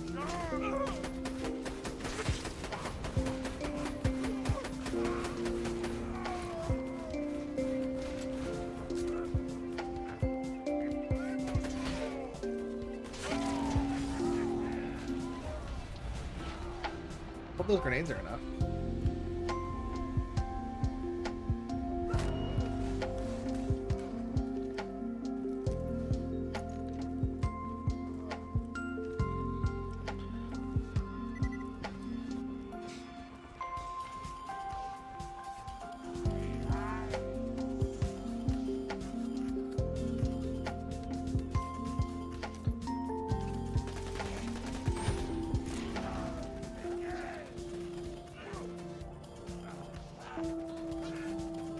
Maybe I like that setup way more.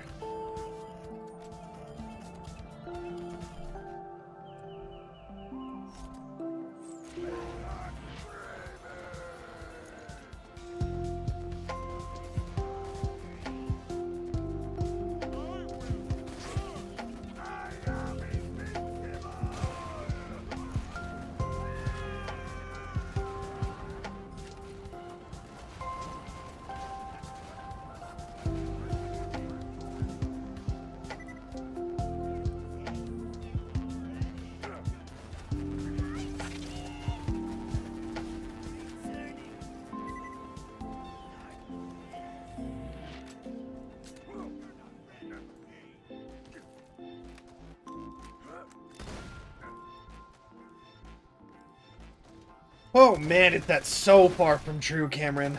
Holy. That is, I mean, it's not that much of a hot take, because, like, there's not a lot of Spartans in the games.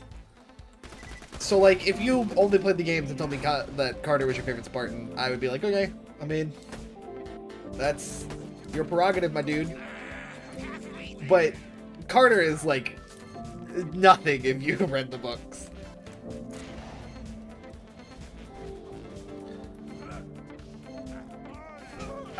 Carter might... They aren't all emotionless super soldiers, and that's what's really good about the books. Is that it does a really good job a lot of the times. Sometimes it doesn't, and this is where it gets weird having so many authors, I think.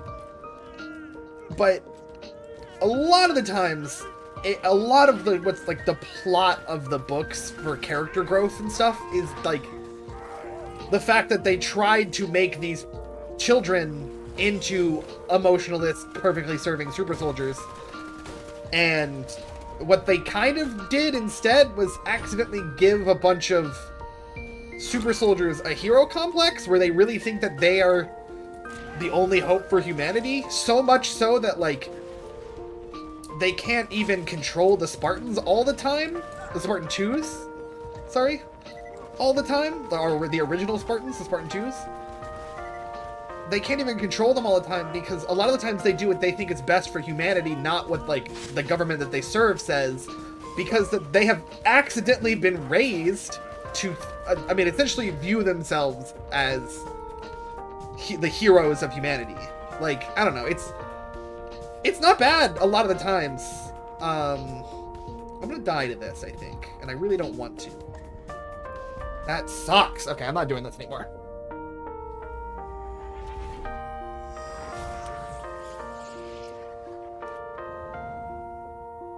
And even Chief isn't an emotionless super soldier. They just don't do a very good job of writing that in the books or the games until some of the more recent books, in my opinion. Which, ever since 343 took over, they have been trying to write Chief as more of a human character. I don't feel like they succeeded in doing that, personally, in the games, until, I guess, the newest one, Halo Infinite, does an okay job at it. Like, it's not bad. And the most recent books about him have been doing a better job at that than the games ever did. But you weren't supposed to think that much about Halo 1, 2, and 3, I think. Like,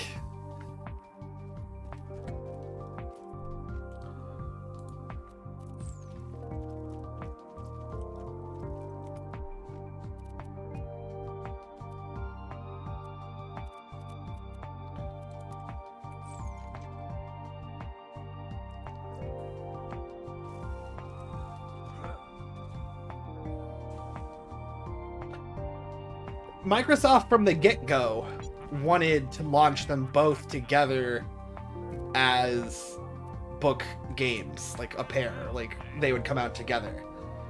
The first book actually came out like 2 months before the first game. I think that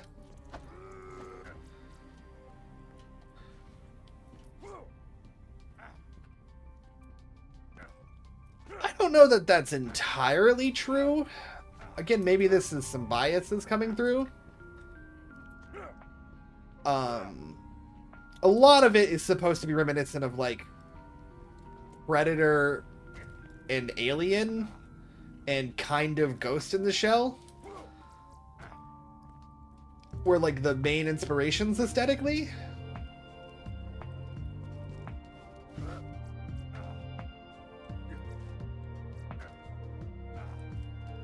Well, that's what's neat about Halo 2 is that you kind of get all of it. Because you got your different factions who all build their technology very different looking. Like, you have the UNSC, you have the Covenant, you have the Forerunners, you have the Banished. And then I guess the Flood, but that's not technology, that's meat. sentient meat. So like,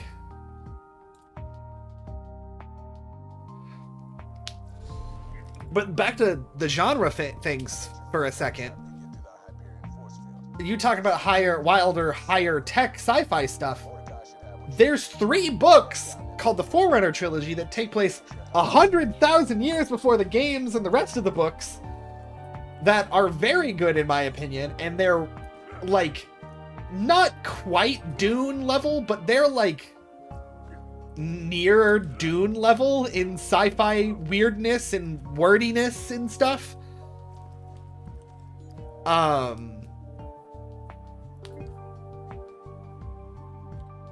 Yeah, I don't know. It's been so weird to have so many different genres in the Halo universe, and those 3, the Forerunner trilogy, they're like high sci-fi, like that kind of wild, high-tech technology is almost different from, or is almost just magic, like, and it's so wordy, like in a good way, not in a bad way. I don't know, personally, maybe some people hate that. And I wouldn't want all 31 books to be like that. It's like, it's why I've read the first Dune and not the rest of the Dune books. Like, I liked it, but I can only take so much of it too, and that's true with these. Like, the trilogy was enough for me. I don't need more, like, of that level of wordy. I mean, I would take more now because those are the, like, 10th. Oh god, no. Oh, not at all, they're not all human books.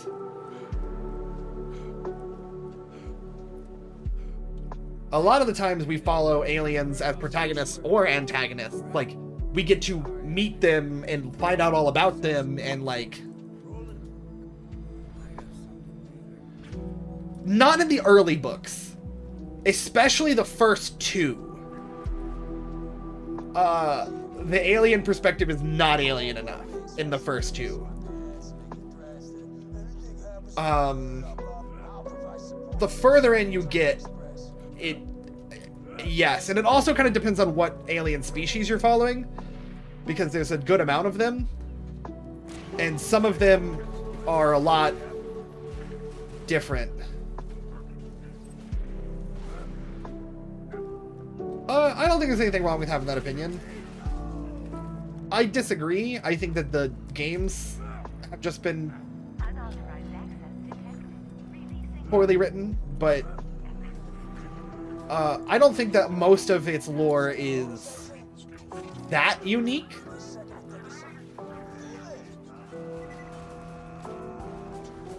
Didn't I pull the switch already? Oh, he's still talking.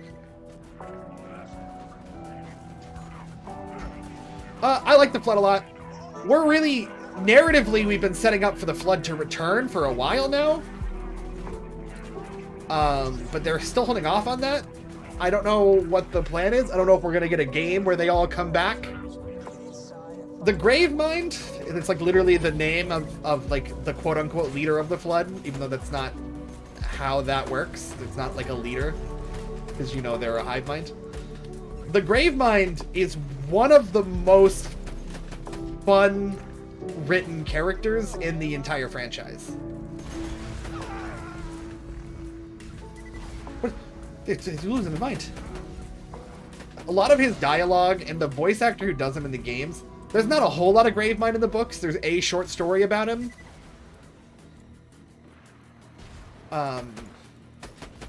Well,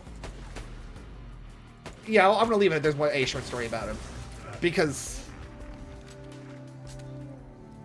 yeah, so, I don't know how much of things actually have conversations with. Let me get you a cutscene real quick. Nobody really comprehends it in the sense of its depth. I don't know. I would say that nobody really comprehends it, especially if you read the short story about him. But yes, it can speak English.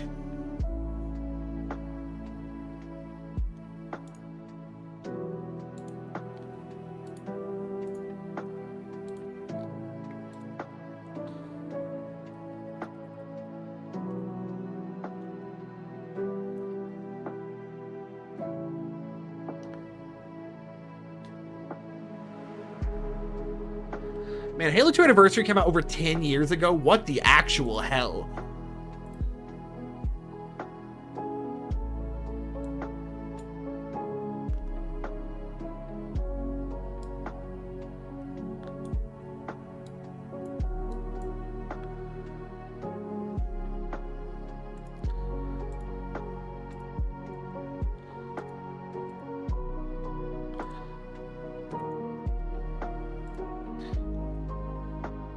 This is the most that's probably the most interesting cutscene with him in it, in my opinion. It also speaks English because we get to view what it's like as somebody being infected and consumed by it in the books, and it like consumes all of your knowledge into it.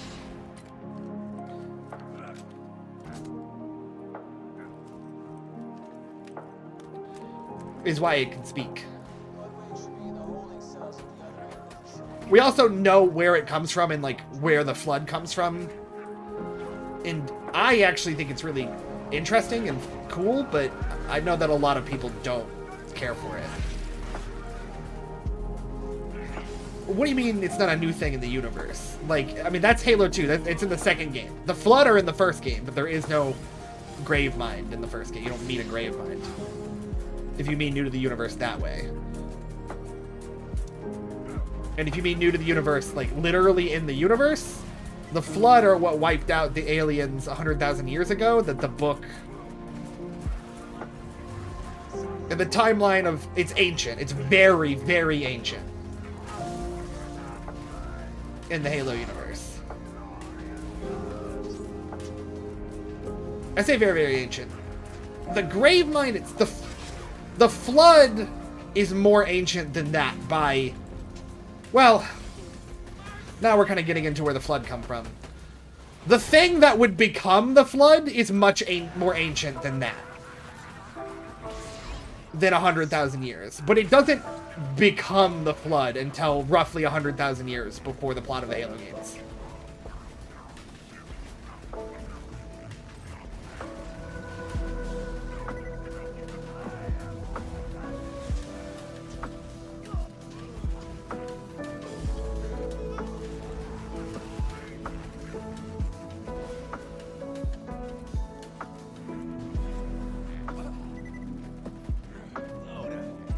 Because the Flood were a powder. It's cooler than what I'm making it sound, in my opinion. Saying that it was a powder, it sounds dumb. The Flood is the powder. So there's those books, the 100,000 years ago books that are like near Dune level of like wordy and sci-fi and craziness and technology is magic. They don't tell us what color it was. It is the remnants of an alien species that was hunted and killed by another alien species that those books are about. And their species became so wildly advanced. The species before... They're called the... So, this is what happens when you get into Halo lore, is that it spirals into tangents. So there's a species that's like millions and millions and millions and millions and millions and millions and millions of years old, and they're extinct now. And their technology was so advanced that like it essentially was magic to them. They were... It doesn't come back to Chief being a gooner. And they were... like, so... No, humans never fought them. In fact, the only time humans ever talked to one, which you could argue that the Gravemind is one, because one of them who wanted vengeance on the or on the universe for the Forerunners, which are the aliens that are 100,000 years old, who wiped them out like at least a million, if not a few million years before the book that takes place 100,000 years ago, which is the trilogy about their extinction. The one time, excluding the Gravemind if you count him as one of them, the one time that a group of humans talked to one you don't fight those. The Forerunners, no, they're all dead. There's one living Forerunner, and the one time you fight one, it's a QTE scene because Halo 4 was bad. He's the last living Forerunner. Well, the books have implied that there's a couple other living ones, but we haven't met them yet. In the games, I'm going on a tangent. No, you don't fight Forerunners with bullets. And no, Forerunners did not fight the Precursors, which is the species that came before them. I'm dying in the game because I'm trying to, I can't, my brain's shutting down. I can't play this and talk about Halo lore. Yes, you can do that, Kara. No, the Forerunners were not fought with bullets. And no, the Precursors were not fought with bullets. The Flood is fought with bullets, but not very successfully. I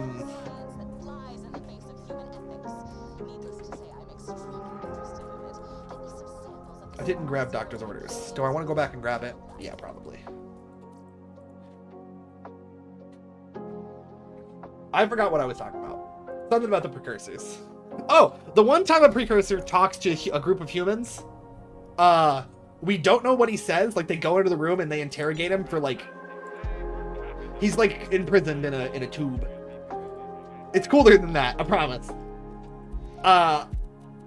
And they talk to him for a few hours and they leave, and every one of them, like, commit suicide. They literally go home and kill themselves. Every single one of them. We don't know what he said to the humans, but the one time humans have talked to one.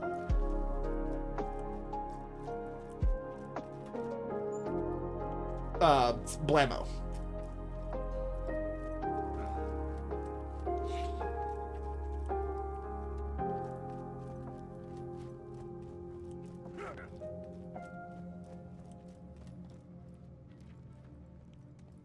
Cosmic low tier god. Honestly, kind of. Got something new for you. I came back here to get doctor's orders. I'm very sorry to say. Here it is, doctor's orders.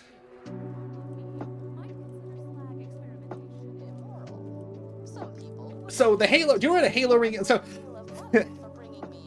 So Precursors, millions and millions and millions and millions, hundreds of millions of years ago, possibly a more than billion-year-old species, we don't know. They don't give us a time scale of how old Precursors are. Their technology is so crazy advanced that it's like magic. Because you just keep saying that they're Gooners. It didn't call them Gooners.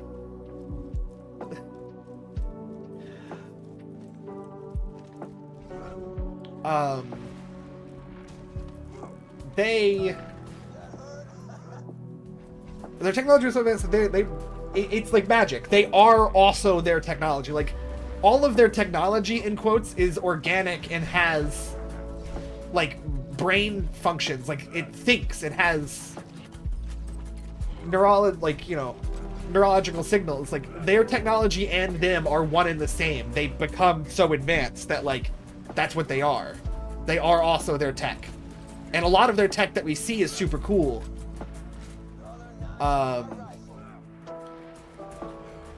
You can't ever find their weapons in the games. I don't know that the Precursors have ever been mentioned in the games, other than the fact that the Flood are technically Precursors.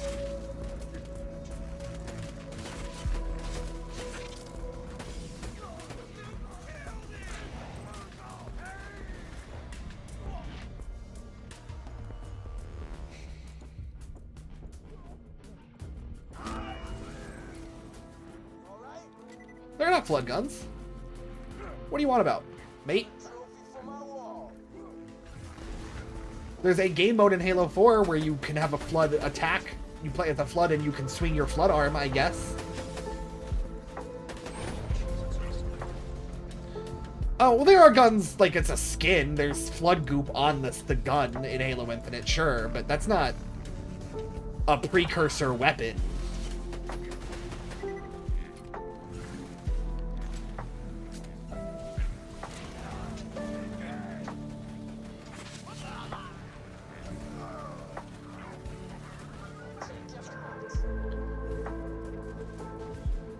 Yeah, so the Forerunners, well, so spoiler alert, I guess, does anyone care? Does anyone here not want me to spoil Halo lore that's 15 years old now? No, Forerunners are not precursors. Their tech didn't really come from it either. So, the precursors started to play God, and because they had just become so technologically advanced that, like, they started creating species and stuff. So they created a bunch of the sentient species that exist now, today, in the Halo universe. But not all of them, but a bunch of them were made by the precursors, including the Forerunners and humans were both made by precursors a really long time ago. Yeah, none of this lore is in the games. Which I think is a good thing. I think that the books should be supplementary to the games and expand on game lore. The games should not rely on the books. We don't know if there was anything before the precursors, but to our understanding, there was nothing before the precursors, but we don't know that, because the books don't go that far back. And so they came up with this concept called the precursors. They came up with this concept called the Mantle of Responsibility, which is, I think, supposed to be like it's a bad thing in my opinion. So the Mantle of Responsibility is the concept of a species that is like benevolent enough and good enough to protect the universe and all other species, right? Which is a bad thing to consider, because that sounds a lot like the concept of, like, you know, the very racist concept of, like, the white man's burden that supposedly blah blah blah blah blah of white people, right? Bad thing in universe. Not talking about the writing, talking about how, like, one species ruling all of the species as the dominant species is not a good thing. But we don't... It's kind of up in the air whether or not the precursors invented the concept or invented the mantle. I guess let me keep talking for a second before I get there. And so, according to the Forerunners, the beginning of the Forerunner trilogy and blah blah blah, and our understanding of the Forerunners until a certain point, the precursors set up the Forerunners to withhold the Mantle of Responsibility, and they would be the new caretakers of the galaxy and the universe. It is written as a thing that the species... I'm gonna get squished. I just realized the crane was coming down. I don't think I've ever died like that. I would say that it is written as a good thing. It's written as a thing that the characters think is a good thing, but more recently, characters have been starting to question it, which I think that is where we're leading. I think that the only way that the Flood are stopped is if all of the species band together to stop them. All of the humans and all the alien species. And I think that that's probably where they want to go with the narrative. We don't know why the Mantle of Responsibility... Well, so... We kind of do. So there's this Forerunner named the Librarian, who... She is a part of a group of Forerunners known as Life Shapers. And so, Forerunners have different castes, and the different castes all have different responsibilities to help run their government and withhold the... You have an ad? Okay. Oh, I'll wait.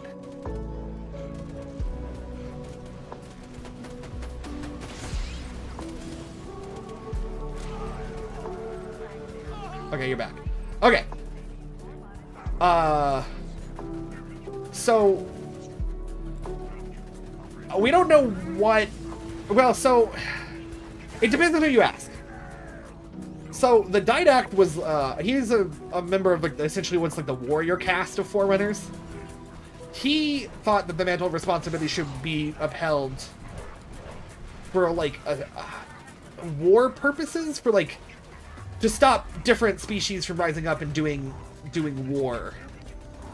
The Librarian thought that everybody should, like, worship what the Forerunner, a concept the Forerunners know as living time, which is like it's essentially just being alive, but fancy words. And the concept of like living time, they say that that's the most important thing that anybody who is in living time can do because they don't know what's after living time. So like the Mandela responsibility is to help, according to the librarian, keep biodiversity and growth and new things happening within living time. It kind of depends on what Forerunner you ask. We don't... Currently, the Flood are the ancient enemy. If there's an older enemy than the Flood, we don't know that. So, the... Well, so that's what I'm about to get to, is that the Forerunners claimed that the Precursors came up with this concept of the mantle of responsibility and gave it to the Forerunners, right? And that the Forerunners were like, okay, well, this is, you know, we're gonna rule the galaxy now because it's our responsibility, blah, blah, blah, blah, blah. Like, it was given to us. And they went to war with the Precursors because according to the Forerunners, they had decided that the Forerunners were no longer worthy of the mantle of responsibility, so the Forerunners fought back and won, except, I guess, didn't win because the Flood exists. And a lot of the... You might ask, how did the Forerunners beat the Precursors? Well, A, their technology is not as advanced as the Precursors, but compared to human technology is, again, essentially indiscernible from magic. And 2, a lot of the Precursors had evolved past the need for war. Like, they essentially just weren't prepared, but that's not the right way of putting it. Because their technology is so crazy and indiscernible from effing magic that, like, when the war started, a lot of the Precursors didn't want to fight anymore and turned themselves into ghosts. Because that's how advanced their technology is. Which sounds dumb when I put it that way, but, like, that's the Precursors. Like, their technology is magic. Like, and they are physically their technology. So, oh, Nathan, a triple exclamation point. But you got Sonic Boots featured in Chapter 9 Horde! That's a new catch. We haven't seen that yet.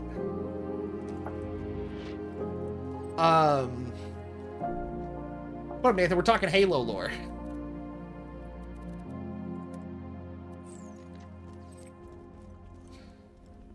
None of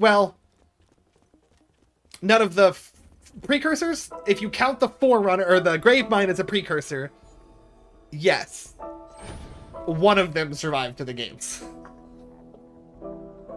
and is still alive to this day.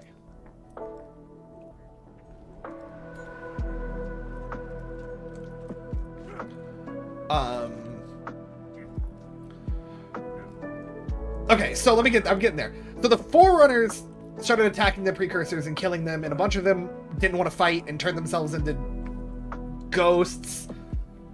And a bunch of them, like, went into this dimension of information because they had the ability to create or find other dimensions. And it's not literally a dimension of information, but it's kind of, they call it the universe's memory, is what the Precursors described it as. And so, like, it's kind of just a galaxy where you can store, or a dimension where you can store infinite information, but it also remembers, like, an imprint of what happens in the universe in a way. And a bunch of them went into the domain and blah, blah, blah. That doesn't matter. The Forerunners beat the Precursors. But some of the Precursors were pissed about this. They were like, effing, you know, you don't get to slaughter all of us and take control, blah, blah, blah, blah, blah. And it turns out also that the Forerunners saying that the Precursors wanted to kill them all because they weren't worthy of the mantle of responsibility wasn't true. We found out later that the Forerunners shot first, and that the Precursors weren't planning on wiping them out, or at least publicly. The Forerunners didn't know that, if that was the case. We find out way later from ancient Forerunners that are ancient even in the 100,000 years ago, because they separated themselves off from the rest of the Forerunners after feeling shame and devolved themselves, and then went to a planet that had no life on it and seeded it with their own life that would keep... Yeah, what you said. So, one of the Precursors came up with a plan to send himself, to turn himself into powder, not really powder, but essentially powder, meat powder, and he sent himself out into the galaxy to never be seen again, or outside of the Milky Way to never be seen again, except not, because he put himself on a trajectory course so that millions of years from then, millions and millions of years, his ship would come back around and land on a planet. And it landed on an ancient human planet, because humans were alive back then, because precursors made the Forerunners and the humans and all, most of the alien species. And humans, I mean, it's, again, more interesting and cooler than this, but humans essentially took this powder and rubbed it on their dogs until their dogs... Precursors made humans. Supposedly. Precursors made a lot of the sentient species. Not all of them, but a lot of them. Because they liked playing God and they were gods.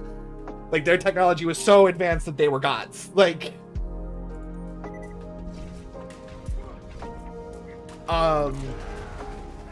And so... This is really only in 3 books and, like, 1 or 2 short stories, by the way. This is not, like... All of these books are not about all of this.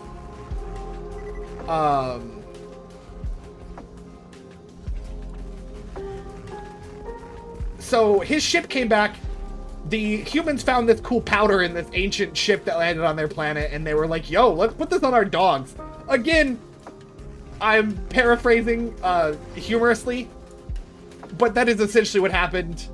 And then the dogs started growing mushrooms, and then the humans started growing mushrooms on them, and then they slowly turned into fungus, meat, blood people.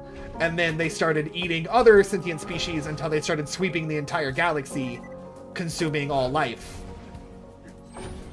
And so I am given a little bit of Ancient Alien vibes. And so the Forerunners came up with a plan. The Forerunners that were left came up with a plan to stop the flood. And that was called Halo.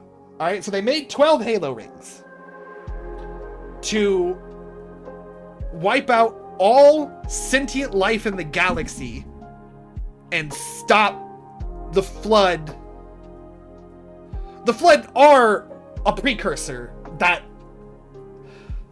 turned himself into meat powder, but their technology is so advanced that they can turn themselves into ghosts. So, like, it is him. It is a precursor, kind of. It depends on how you want to look at it. But it remembers. It knows what, like, the Forerunners did. Like, it knows. So if it knows, it either is the same or is created to have the memories. The precursors probably don't have the same genders as humanity. They're wildly different from each other. Each precursor that we've ever had described are wildly different than any previous precursor we've had described. Like, different amounts of limbs, different amounts of eyes, different amounts of effing connected body parts. Like, they're effing nuts. And so the Gravemind is a precursor. It just depends on how you mean, semantically you could say it's a creation of the precursors that has knowledge of what the Forerunners did millions of years ago. It just kind of depends on how you want to argue it, I guess. I don't have a way to break this guy's shield.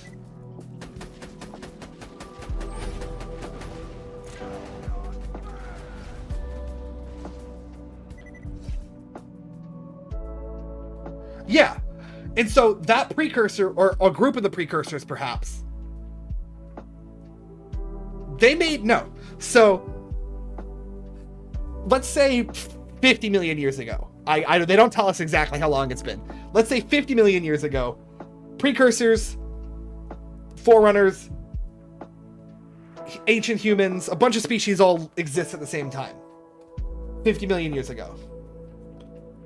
Then Forerunners kill precursors. A group or a singular precursor, we're not sure, sends a ship out of the Milky Way with himself on it. And when it comes back, it has got the meat powder on it.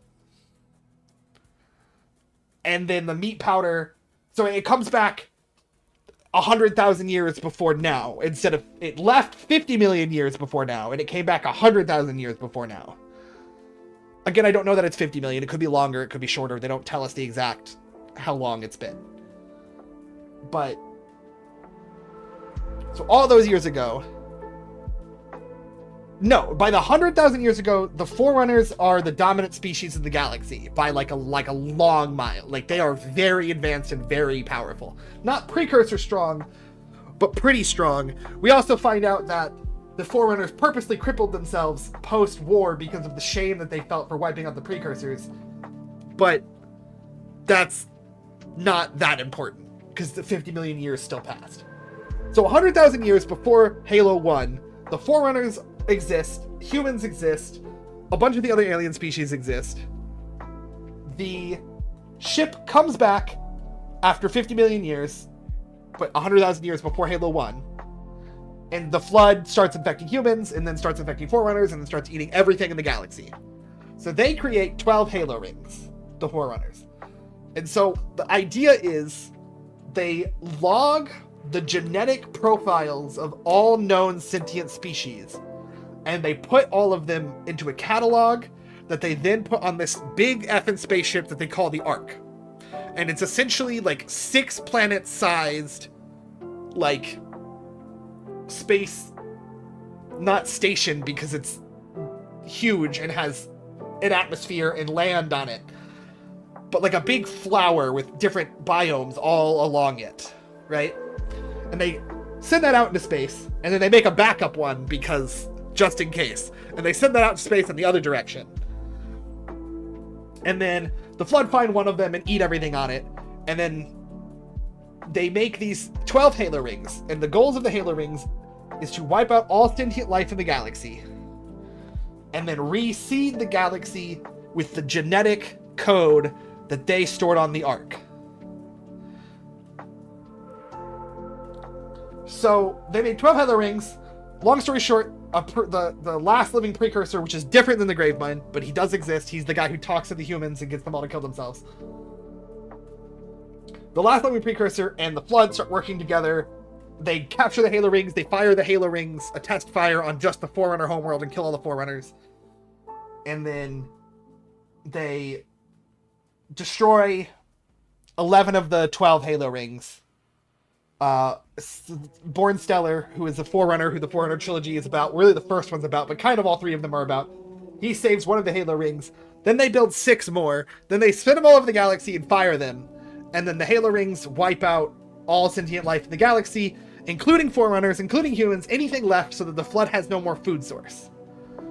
And so the Flood die off, but they don't, because if they could live millions of years, why can't they live another 100,000, I guess?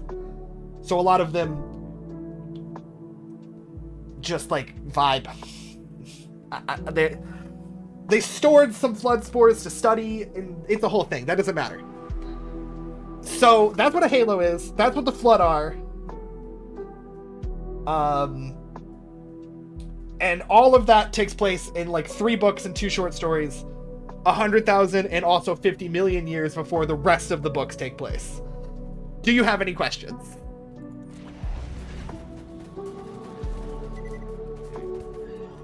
It had to have neurological signals above a certain degree. I don't remember exactly how they explain it.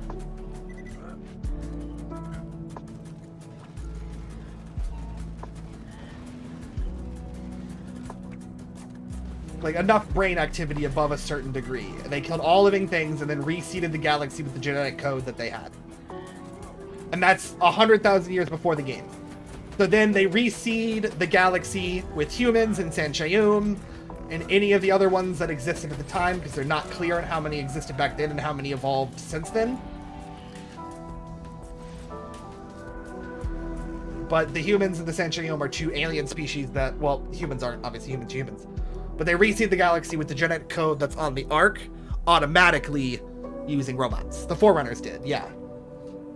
Because the Forerunners that were left at the end of the war to fire the Halo rings decided, oopsie poopsie, we messed up. We don't deserve the mantle of responsibility. A concept that they might have invented, we're not sure that the precursors invented the concept of the mantle of responsibility. They said, oopsie poopsie, we don't deserve the mantle of responsibility. We're going to leave all of our things for what we think is the next in line, most likely species to deserve the mantle of responsibility, and that's humanity. So at the end of the war, they're like, well, there's not a lot of them left, and one of them is the life worker named... so I agree, and we are not worthy of the mantle of responsibility. I think that that is a theme of the books and kind of the games, but the games haven't touched on the mantle too much. A theme of the books is that humanity, all of the alien species aren't anything alone, and we're not going to be able to beat the Flood when the Flood comes back.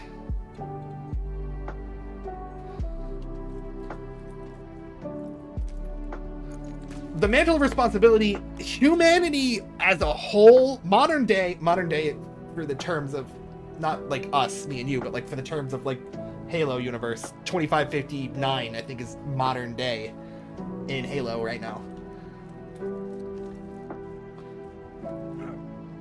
But for real, this makes way more sense than I expected. It's not bad lore. It's not incredible lore. It's not like, you know, a lot of its themes and ideals are present in other sci-fi. It's not like the most unique thing in the lore or in the world, but it's not bad. I like it. I'm a fan. Clearly, I've read 31 books.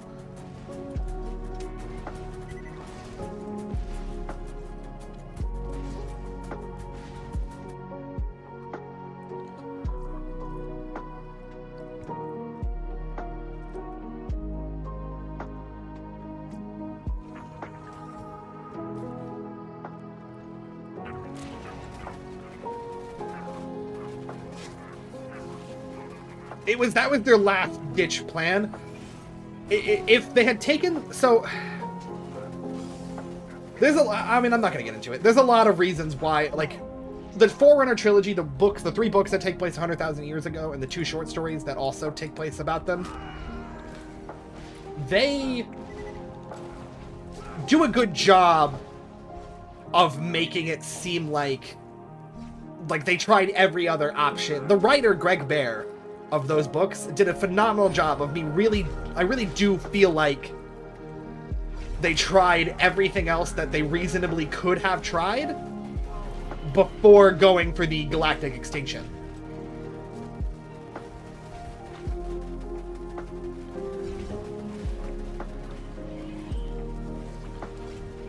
Because I think that trilogy of books is very good. The second one can be a little tiny bit of a snooze in the middle of it. But other than that, I think that the Forerunner trilogy is very good.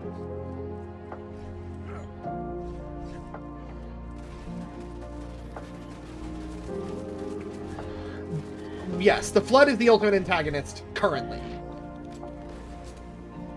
No.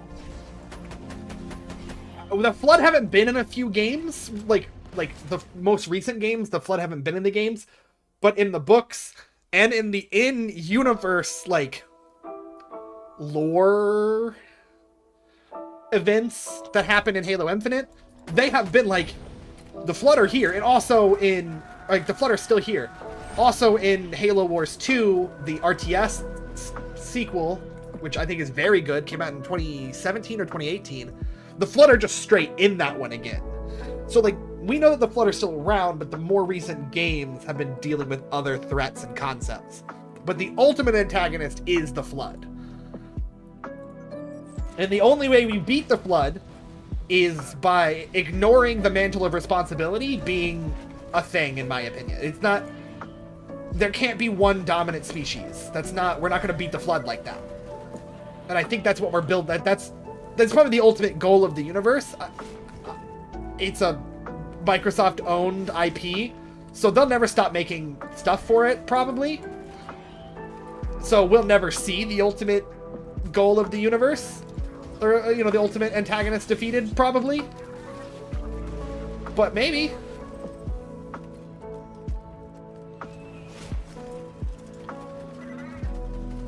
Why do you think the aliens are badly named? Are you talking about them being called the Covenant? I mean, I agree, you don't need to. The idea that that is where it will end is, in my opinion, interesting enough. Like, you know, like, Warhammer doesn't need to end, right? Like, there's still fun stories to tell in the universe, and they're I mean, there isn't literally infinite stories, but, like, it's a pretty big list of fun stories to tell in the universe, and I think Halo's the same way. Another pair of Sonic boots, 2 on the same night.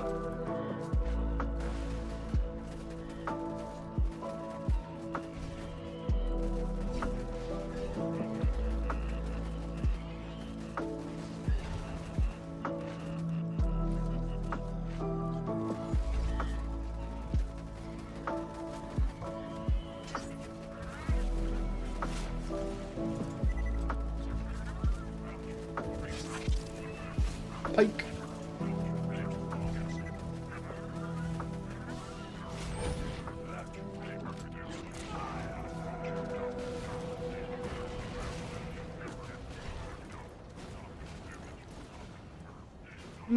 Yes. No, not anymore. So, you fight the Covenant in Halo 1, 2, 3, Halo, ODST, and Reach. And so the Covenant believe that the Forerunners are gods.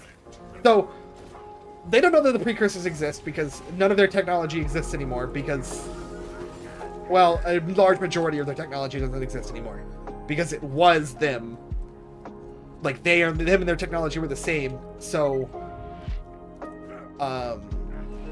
you know, they were killed off in the war, and what did exist, because it had neurological patterns, was wiped out by the Halo array firing 100,000 years ago as just an extra coincidence, which is a twist at the end of the third Forerunner book that works really well if you read that far, but probably sounds kind of weak if you don't have the build-up that you would get by reading the books.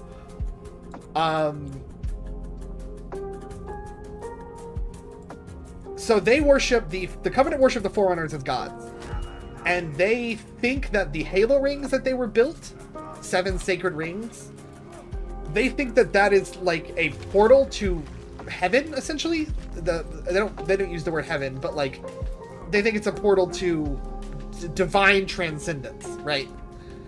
And so they are on what they call the Great Journey, and so they, for 3,000 years, have been looking all over the galaxy for the Halo array, so that they can activate it and join their gods in divine transcendence. So nobody knows that the Forerunners wanted humans to rule, right? Until the Covenant first meets humans. And so they have these technology. The Covenant have this technology that they've repurposed a lot of Forerunner technology that they found as their own tech.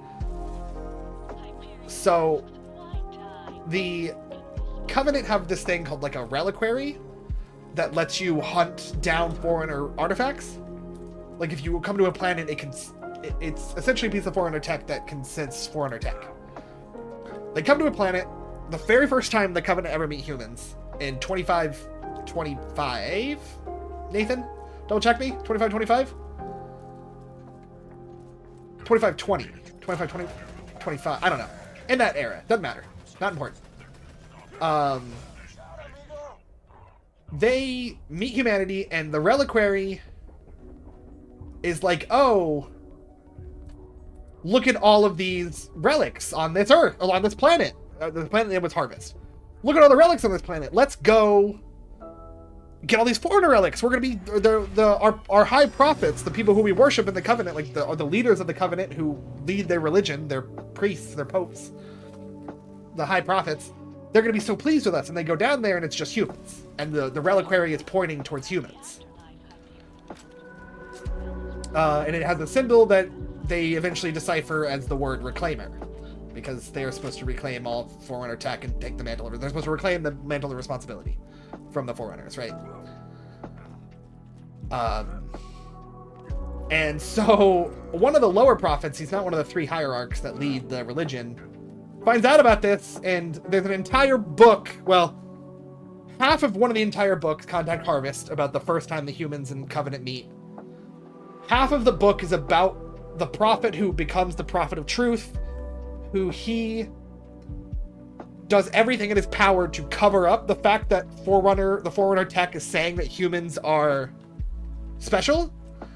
And so he starts the war of extermination on humans because he tells his people, like, oh, they're blasphemers and blah, blah, blah, blah, blah, all these things. They destroyed Forerunner relics. He creates a bunch of lies, essentially, to convince his people to kill them because he doesn't want them to be important to the Forerunner. Like, he thinks that his race, the San Shayum, should be the important, dominant race of the galaxy. So he covers up the fact that he discovered that humanity should be the, like, rightful reclaimers of the Forerunner mantle and starts the war. That all the games leading up to 2552, which is the last year of the war, lead up to.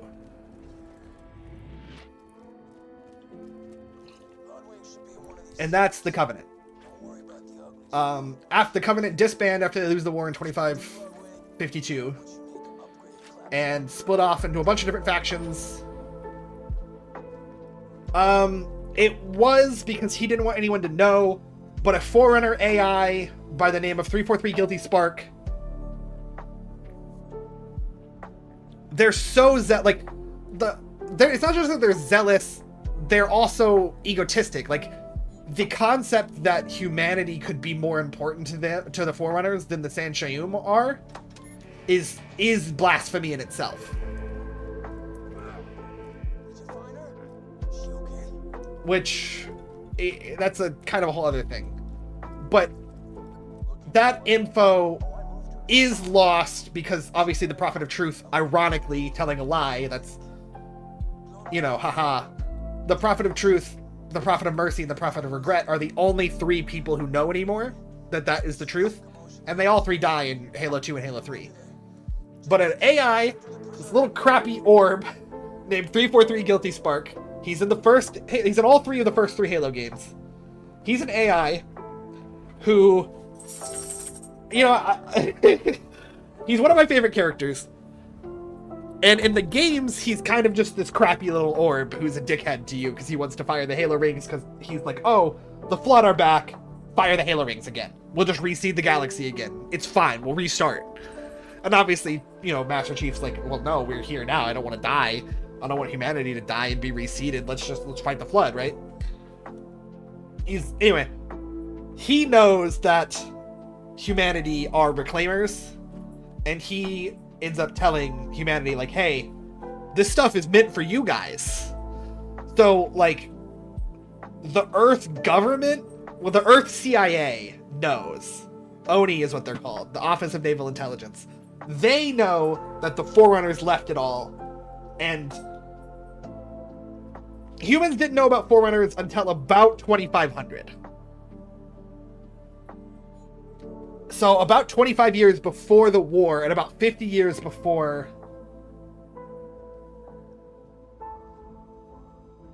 Well, because it was alien tech they found buried on a planet. It doesn't mean anything to them religiously, but in 2500, a company named Hannibal Industries finds a Forerunner building, doesn't tell anyone about it, and uses the tech in there to start making, like, wildly improved communication power, communication technology. Hey, you know, I just remembered. It's reading time.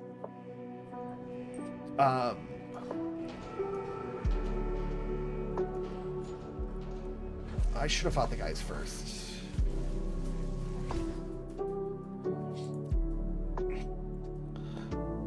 Well, I mean, yeah, it's pretty funny. When you put it like that they used it to make phones. I mean, it was such, while it used to take, like, ships had to carry messages with them, or it would take forever for messages across the galaxy, because space is big. And these technological advances were huge for sending messages to other planets. Infinitely more powerful than what humanity was capable at the time. I don't know, it could just be the type of building they found. Like, they didn't find a weapon manufacturing build, they found an antenna outpost, I guess. I don't know. They did make phones first. You're right. I mean, not literally phones, but yeah. And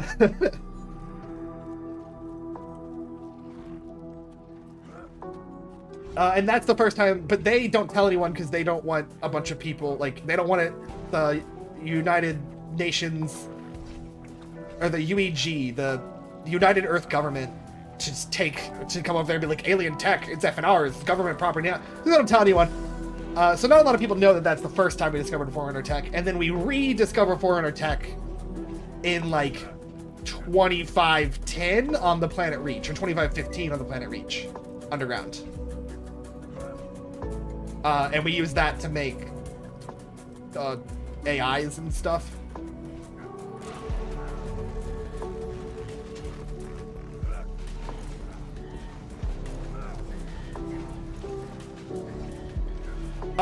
Reach is where Chief grew up.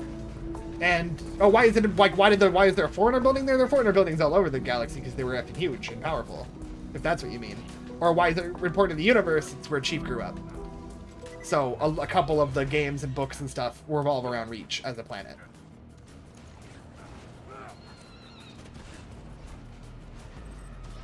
It was also like the second most populated human planet, Earth obviously being number one.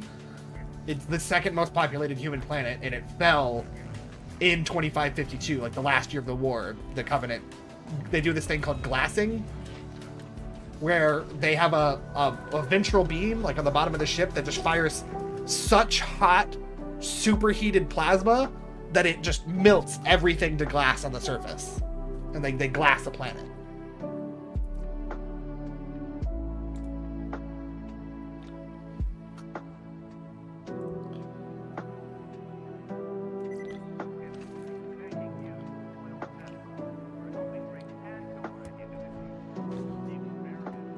So yeah, that's the Covenant, right? Nobody...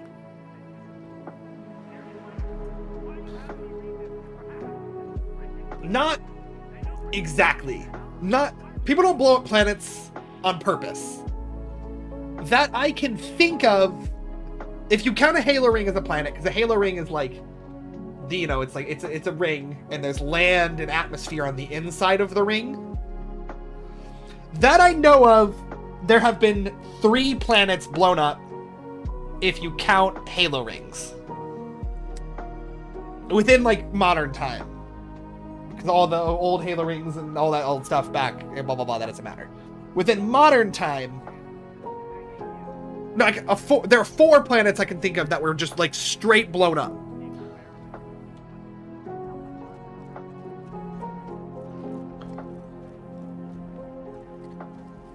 But none of those were done by the Covenant, really. One of them, technically, I guess. But none of those were done by the Covenant. So there's 4 planets that blow up throughout the franchise, if that's the type of thing you're into, I guess. One of them being a halo ring. Well, Cortana, so Cortana is the AI Vocaloid that Chief carries around in his helmet.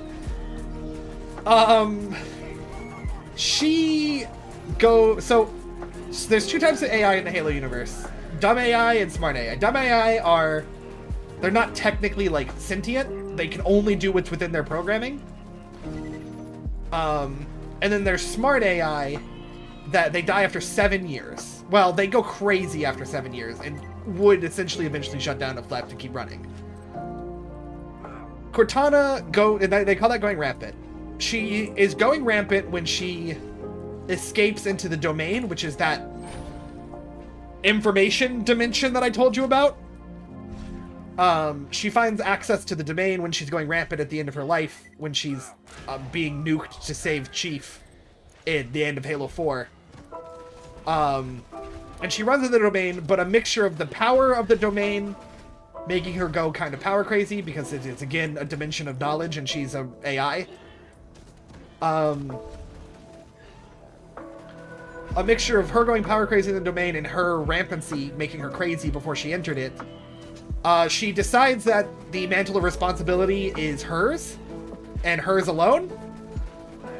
And so she starts her own group called the Created, And so she essentially invites all smart AIs to join her in the domain, which then gives them infinite life. They're no longer tied to like the 7-year lifespan, and they start using Forerunner technology to subjugate the species into peace by force in the entire galaxy. And she rules the galaxy for more than a year.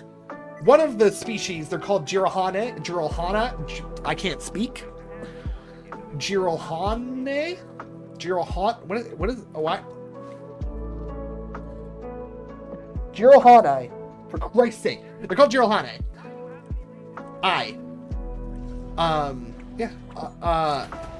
They were resisting Cortana's, and the created's totalitarian rule of the entire Milky Way galaxy, and they started fighting back with like war and stuff, and her response was to blow up their homeworld.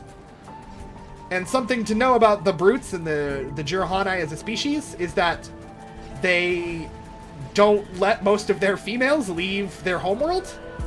So she blew up their planet, killing like 98% of their female population. So she used Forerunner tech and being an AI to run all of the Forerunner tech at once to just conquer the entire galaxy. So she enforces it through this Forerunner tech called Guardians, which were made to subjugate planets by the Forerunners. But they subjugate their really powerful robots that have like essentially unstoppable EMPs inside of them. So they're not that particularly useful against the Flood, as a reason why they didn't use the Guardians against the Flood, I guess, because the Guardians were written later. The Guardians are essentially an anti-technology device that also has laser guns attached to it and can spawn troops out of it. I mean, yeah, they were the dominant species in the galaxy for 50 million years. So it seems like they would probably leave a lot of tech everywhere if you were the dominant species in the galaxy for 50 million years.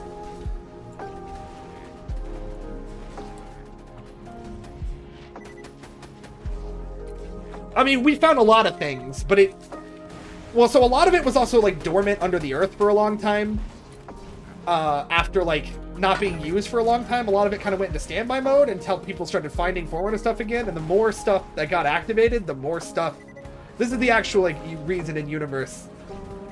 The more stuff that got found, the more stuff that got activated, the more stuff that got activated, the more stuff that can be found, and rinse and repeat, right? So we've been discovering more and more stuff the longer the series goes on because of that. I mean, yeah, a big part of that, I think, is that they didn't know how big Halo was going to be early on. Like, Halo 1, Halo 2, even. I don't think they knew quite how big it was going to get, and that Halo 3 was going to, I mean, get the spotlight at the Super Bowl. Like, I just don't think they knew, so they didn't future-proof a lot of these things. They kind of left it open, and then gaps were filled in with whatever logical answer worked at the time. It is a little messy. I will not deny that by any means.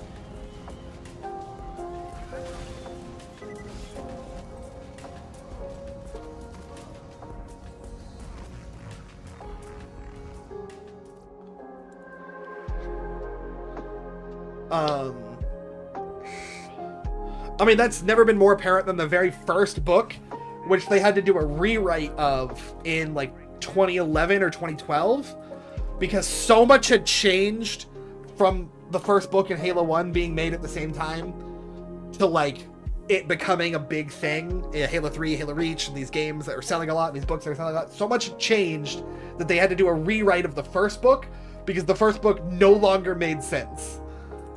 The first book claims that we hadn't met half the aliens yet. It claims that we hadn't found any Forerunner tech at all. We didn't know the Forerunners existed at all. It claimed a lot of things in the first book that they had to do a rewrite of that book because of it.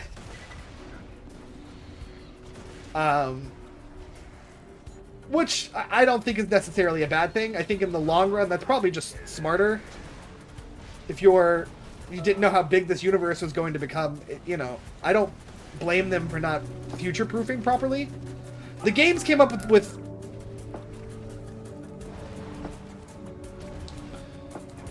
intro to a lot of things within the games, yes. Absolutely, yeah. Obviously, like, all that lore I just told you about Forerunners, not a lot of, very little of that is in the games. Well, so... Well, that's what's weird. Is that I agree, kind of.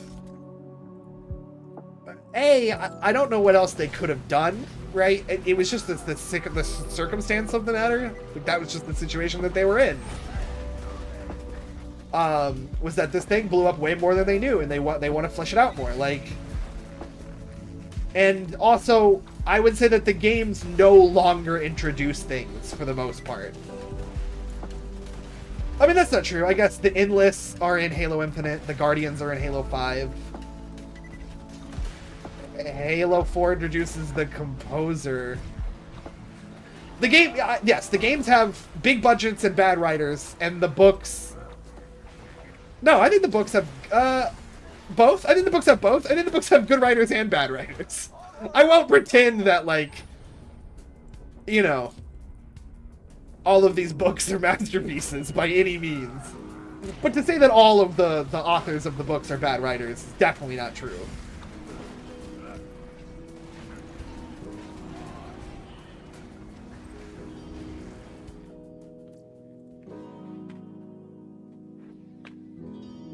Yeah, that's also true.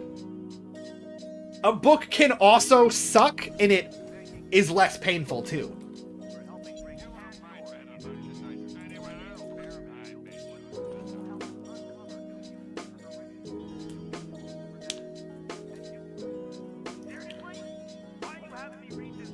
Like, if you read a Halo book and it's like, I mean, it was fine. There's only like 2 that I would say I actively didn't like. Or I didn't like most of it, which is enough to say I didn't like it.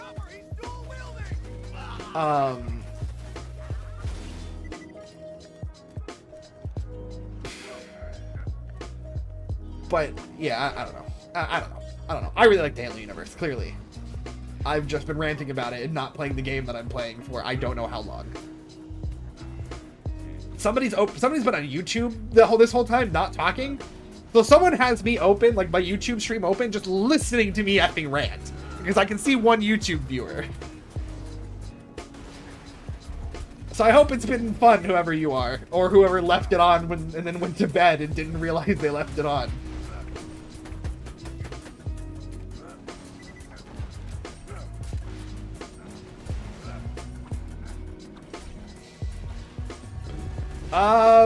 What do you mean by movies? Okay, so I guess while we're there, let's talk about that for a second. There is a Halo TV show. It is bad. Well, it's probably fine. I don't know. I can't judge it as a person who knows Halo because it's not Halo. But maybe there's a decent sci-fi show. I mean, it got canceled.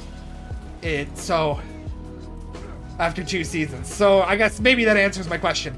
But maybe there's a decent sci-fi show on its own and it's hard to look past that as a Halo fan because it's just not Halo. Nathan says it's not even good if you look past that. It did get canceled after 2 seasons, so that makes sense. There is a Halo TV show on Paramount Plus. It's bad. It comes up with a lot of its own lore. A lot of the characters are different. It's just not... You know, it's kind of like the Resident Evil movies in a way, where it's just like, here's some of the same concepts, and we're just going to kind of run with it and do our own thing. Oh yeah, also Chief Bones down in it. And we see his face, which we haven't done in the game. Well, we've seen his eye line right here, which I also didn't like that they did in Halo 4's Legendary ending. You see just this part of his face. But we've never seen Chief's face. And I'm okay with that. I think we should keep it that way.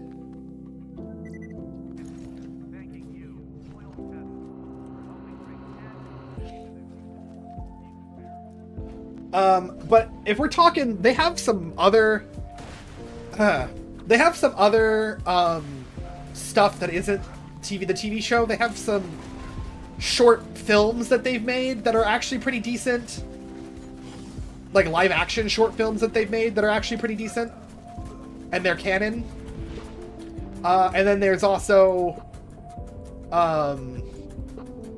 they did like it's called Halo Legends, and it's kind of like the Animatrix. It's like a anthology of short animated things done by different companies. And all but one of those is canon. One of the one by Toei Animations is not canon. It's just if Dragon Ball and Halo had a baby. And it is not canon. It's the only one of the Halo Legends animated anthology that isn't canon. So to answer your question, are there movies? There are 2 or 3 short films that are not bad.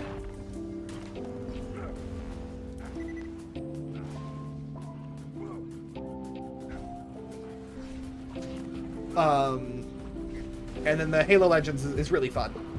Some of the animation styles are really good, and some of them are really bad, and some of the stories are really good, and some of the stories are really bad, but, like, it's what you get when you get, like, that kind of animated anthology.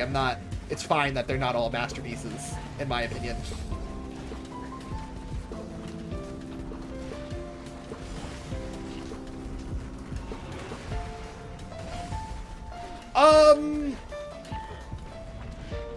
Babysitters is a banger. There's like 3 of them that are bangers in my opinion. Prototype, Babysitter, and the Daisy one. I can't think of the name of the Daisy one right now. I don't know why I can't think of it. They go over old things? What do you mean by old thing?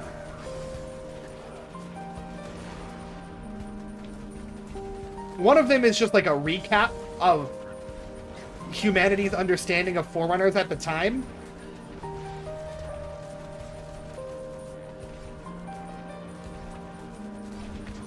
New stuff is in big stuff, like a new alien species or like a new threat to the galaxy. Yeah, nothing like that. We do get to see like Spartans we haven't, like characters we haven't seen before but have been mentioned, or like like prototype weapons, like to like stuff that we get to see later. Like there's new stuff, like stuff to enjoy if you're a Halo fan, but like not big stuff, not like universe altering stuff. Just like, oh, we finally got to meet blank character. Oh, like this is the first of this line of characters, or oh, this is the prototype to like this mech armor, like stuff like that. Like nothing huge though. Yeah, it doesn't introduce like world-changing stuff in the animated anthology or the 2 live-action things that are canon.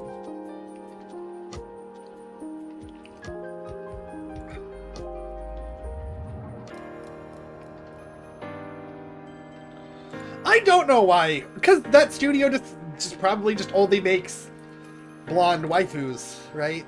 That's probably why she was a blonde waifu in that, even though she should have not been a blonde waifu in that animated short. But hey, that's what you get when you give it to a bunch of different studios to animate and write in their styles. Like,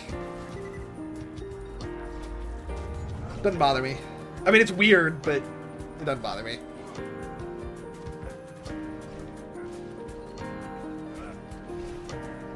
Don't see the guys I'm here to kill. I've been farming a shield this whole time, by the way. That's why I'm like here, walking around. Like this specific area. We've just been talking since I got here. I mean, we've been talking since way before I got here and started farming too, but it's okay. I don't like the romantic tension between Chief and Cortana in Halo 4 either, so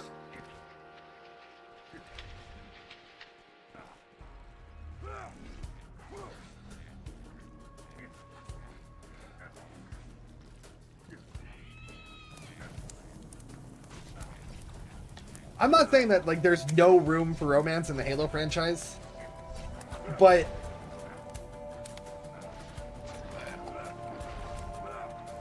those are 2 really bad examples. Fred and Veda are a great example of romance in that franchise, personally. But it's romance without romance in a way, I suppose. So maybe it's bad. Like they don't. It's all implied. They don't go, you know, they love each other, you know. So I don't know. It depends how you look at it. If you're a fan of romance novels, it's probably not enough for you.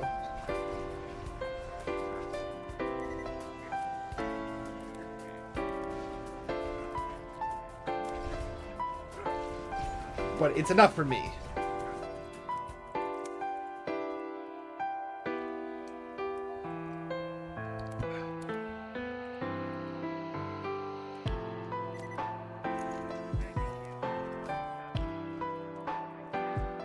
What is this picture? I don't know that I want to click on it.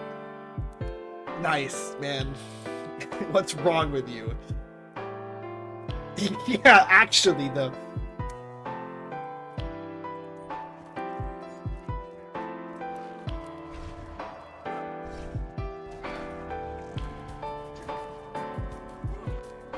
Moral of the story is, Halo's got some warts, but I love it. I love it a lot. I think that at this point, I know at this point I'm way more excited about a new book than a new game. But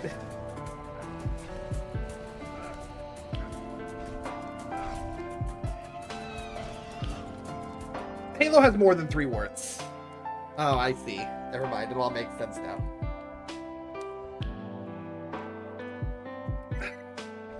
It's a good Halo joke, Nathan.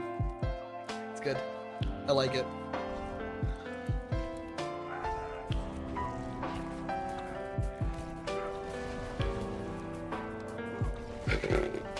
Mr. Flips. So I've started Rubicon Protocol, Nathan. And so far, it slaps.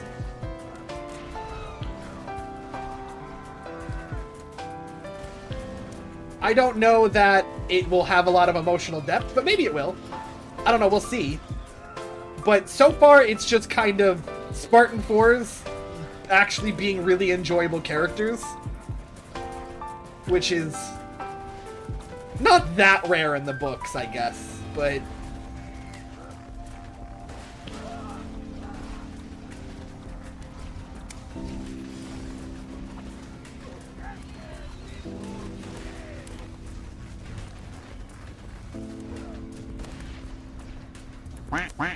Rubber ducky, you're the one.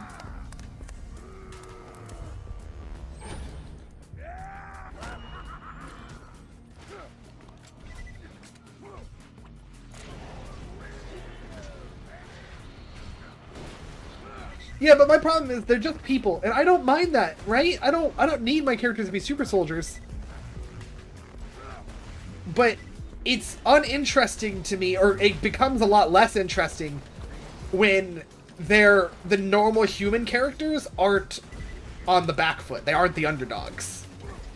Like the Spartans not being the underdogs, I'm fine with it. I'm cool. Because they're not, like, they're very unique people because of their experiences and stuff. My favorite Halo characters that aren't Spartans are humans who have been through hell and are changed because of it, and but they're just people, like, and they're always fighting, like, they're the underdogs, and it's great, and it's super enjoyable, and I like it. And the Spartan 4s are the antithesis of that. It's, let's make a bunch of normal people nearly as strong as Spartan 2s, and then make a lot of them. I mean, there's not that many now.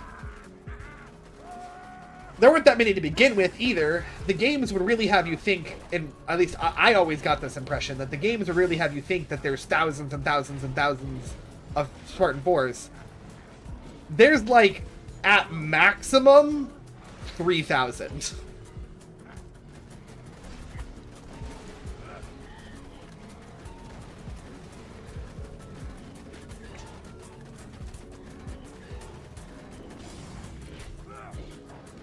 Yeah, it is nothing.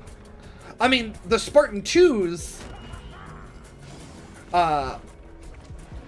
depending on how you look at it, the Spartan 2s, that's what, like, Master Chief is. The Spartan 2s, kidnapped at 6 years old, blah, blah, blah, turned into super soldiers.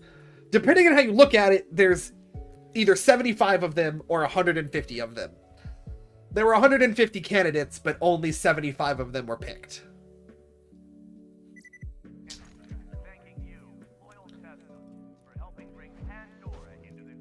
I mean, humanity has spread to the stars. We have a lot of colonies. Well, we had a lot of colonies. We still do have a decent amount of colonies. But yeah, there were 75...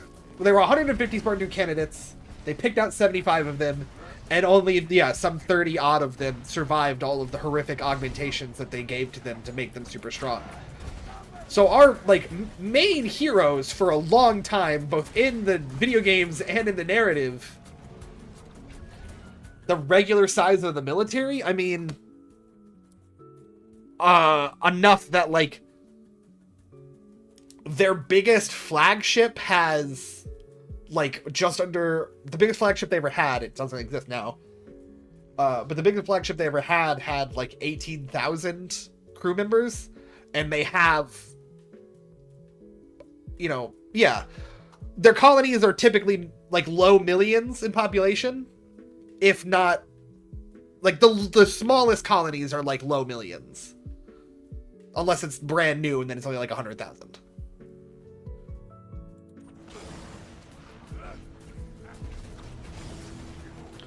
And yeah, and again, humanity had a decent amount of them. The Human Covenant War, well, a lot of them were glassed. I mean, humanity still has a decent amount of them, but...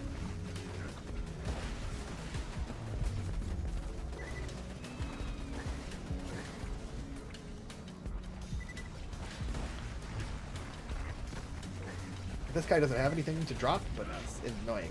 He's in my way.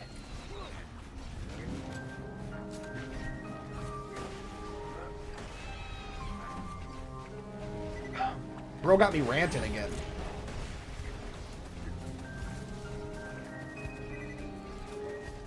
Well, no. So the super soldiers are so super, especially the Spartan 2s, but eventually the Spartan 3s and 4s, but yeah, well, so that's kind of the thing, is that, like, they're so broken. I mean, their reaction speed is insane. Their armor is insane. Like, their bones have, like, ceramic something. Like, their bones are unbreakable. They can lift tanks. Like, they're nuts. They are still one guy. You're right. And so that's why we still lose so many planets. And we lose a lot of them. There are only... You're not conquering. You're absolutely right. You're not conquering anything with them. A lot of what they do is stall for humanity until we essentially luck out when we win the Human Covenant War. One of the two... That's also true. So, Spartan 2s were not made to fight the Covenant. Spartan 2s were made to kill humans, because the Earth government are a military authoritarian government, even though they claim that they're a democracy. I wonder where they got the inspiration for that.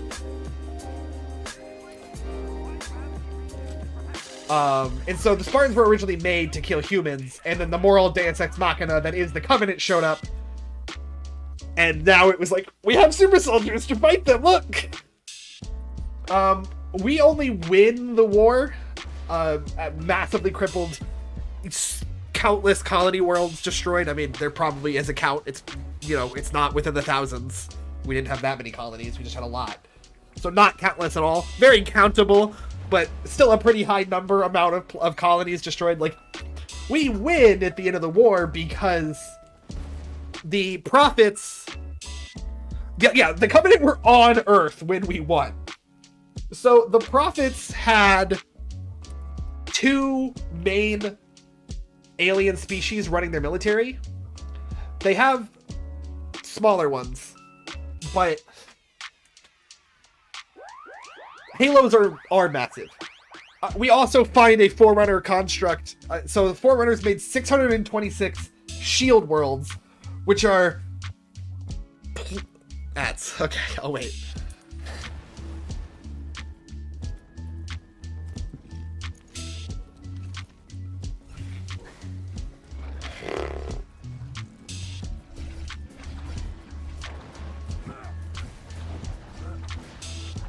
I mean, that's not that important. I don't need to tell about Onyx and how big Onyx is to explain scale, because Onyx is, I believe, the biggest thing in universe. I can't think of anything bigger than Onyx. None of the other shield worlds that we've found compared to Onyx. You cut out a carp guy boss. No, wait, that's a carp guy boss. That's not a cod guy boss. No. That is, yeah, I mean, that's how big it gets, Quasar. Is thousands of colonies at the most. And most of them have been wiped out. But there's a bunch of other alien species who live throughout the galaxy, too. The Onyx is the biggest structure we've ever seen. It's bigger than the Ark, Nathan. Onyx is it's insane how big Onyx is. The Covenant do make up a majority of the other alien species.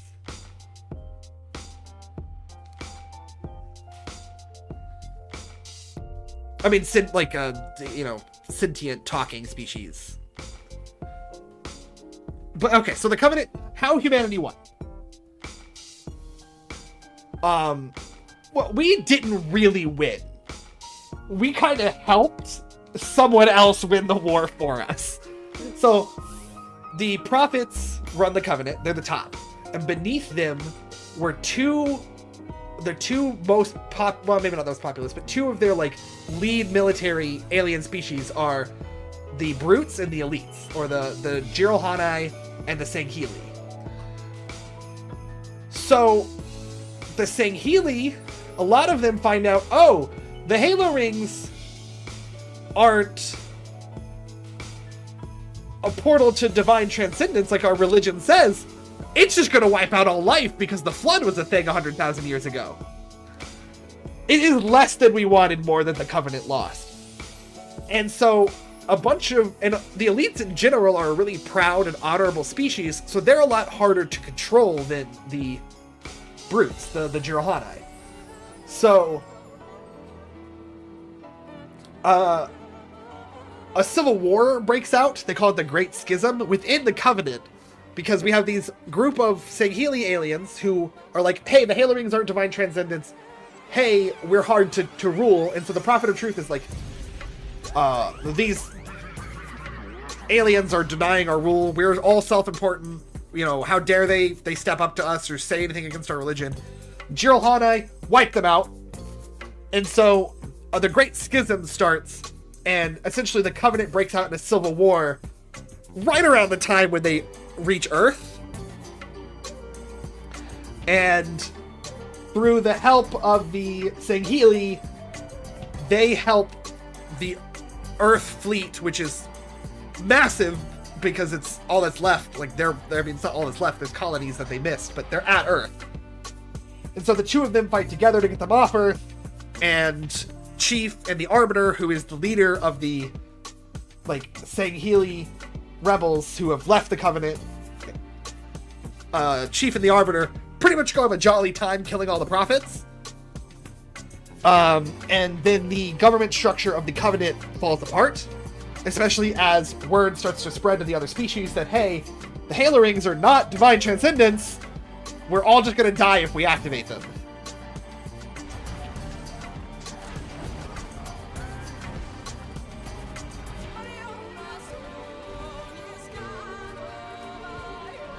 While the war is that happens like while the war is happening on Earth. When they arrive on Earth, well, so that's the funny thing, right? Is that, well, so it's also circumstantial a little bit because they didn't know that Earth had humans on it when they jumped to it.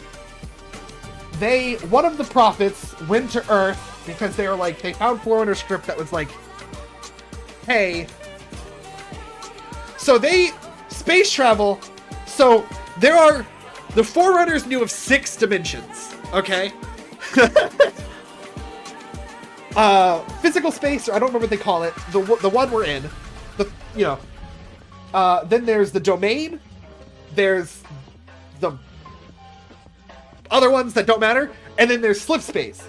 And slip space is a place, it's a dimension where space and time don't exist. So you can move around slip space and come out of slip space and you've moved a great distance, despite not actually moving that far, and you go into slip space by essentially punching a hole in reality.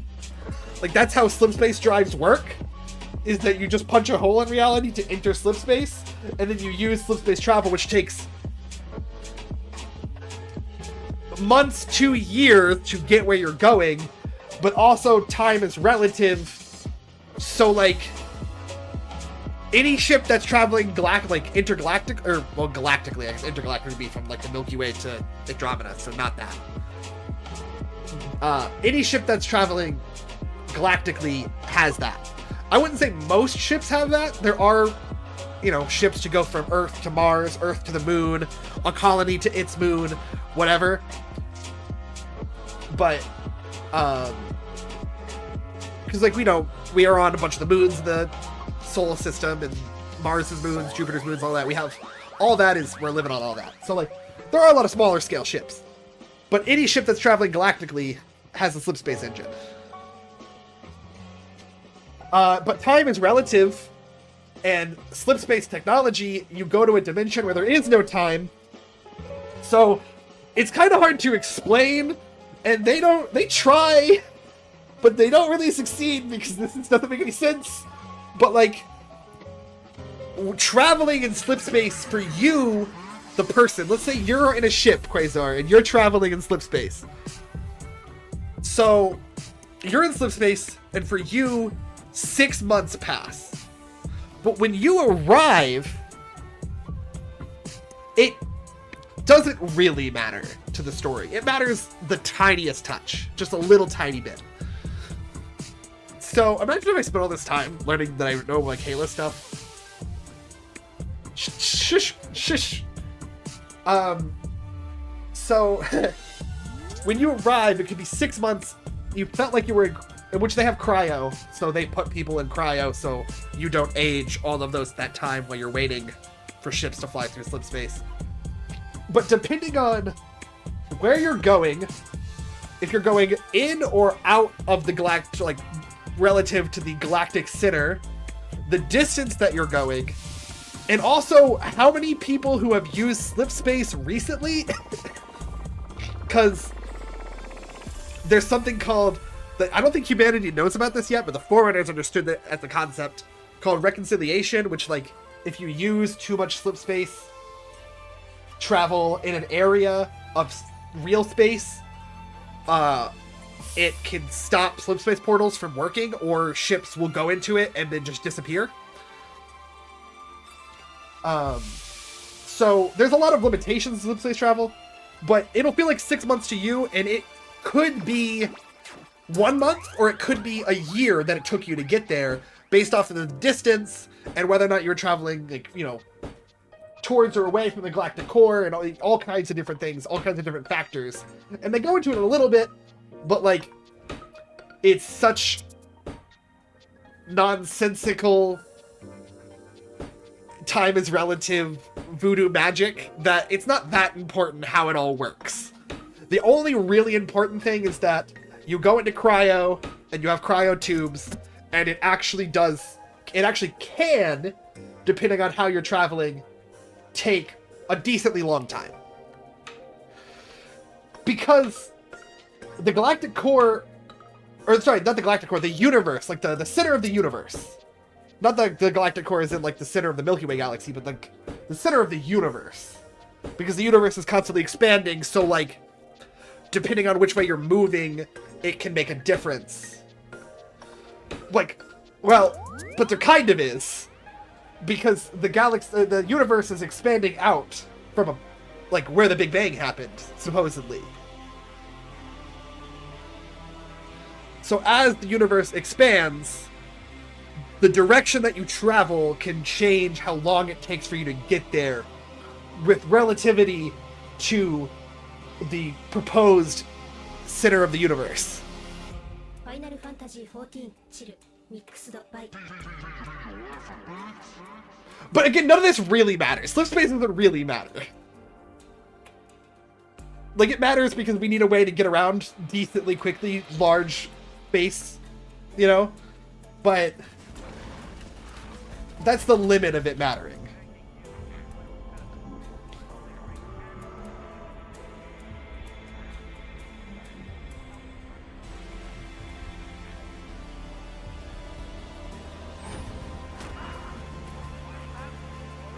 Well, so one of the dimensions, we don't hear about too many of them.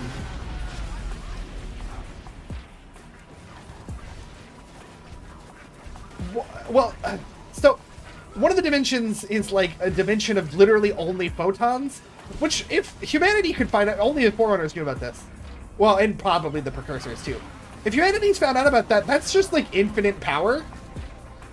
A universe that is only photons, but humanity doesn't know about that. They mention it in passing in one of the Forerunner books. So just like, hey, there is a dimension that is just made of photons. Everything is photon. The dimensions are weird. They don't go into them too much. The ones that they talk about the most, the only ones that matter are our dimension, slip space, and the domain.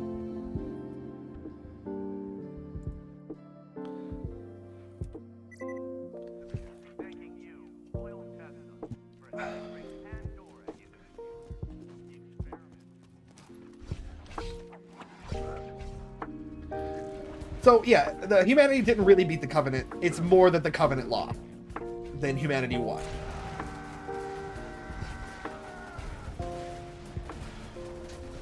And the Covenant kind of also still exists. So post Halo 3, the end of the Human Covenant War, 2552.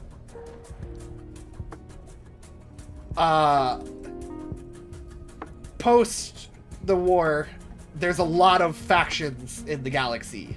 The biggest one now, post-war, because of how fractured the Covenant became, the UNSC has somehow become the biggest military power. It's not that much bigger than, like, well, so, like the Sangheili, one of the elites, one of the two major factions in the Covenant, they are physically bigger and have better technology and more technology than humanity post-war. So they're on paper the bigger military power. But for 3,000 years, the prophets have... They slowly... That's not yet. That's not until like 2558. So a lot of time needs to happen between 2552 and 2558. So...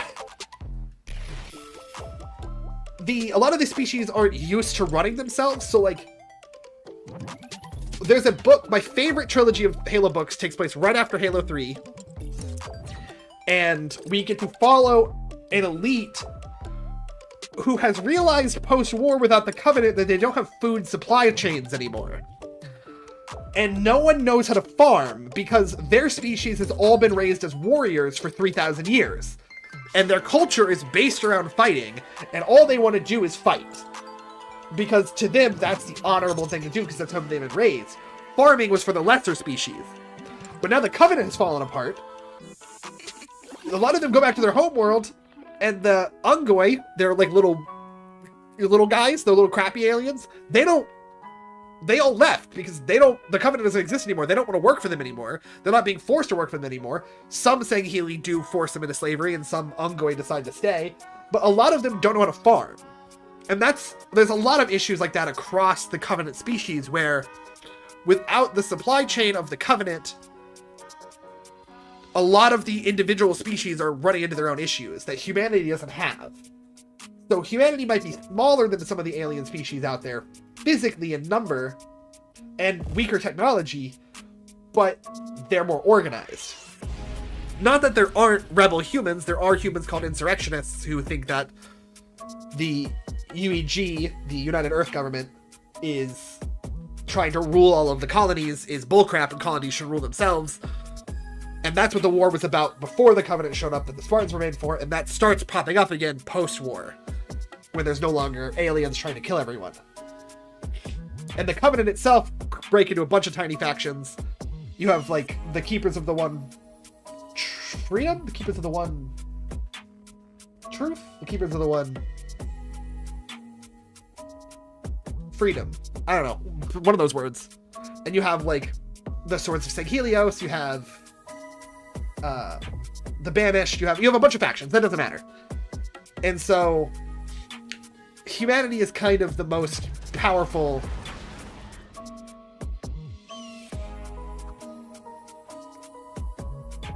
humanity now becomes the most powerful faction in the known space.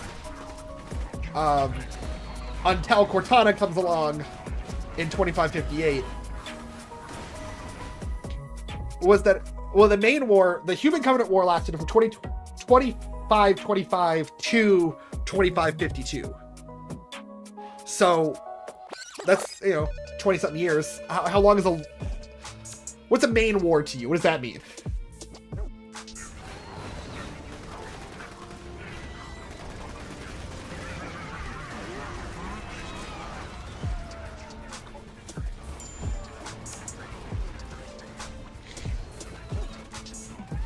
What do you mean there's nothing? And I don't understand the question.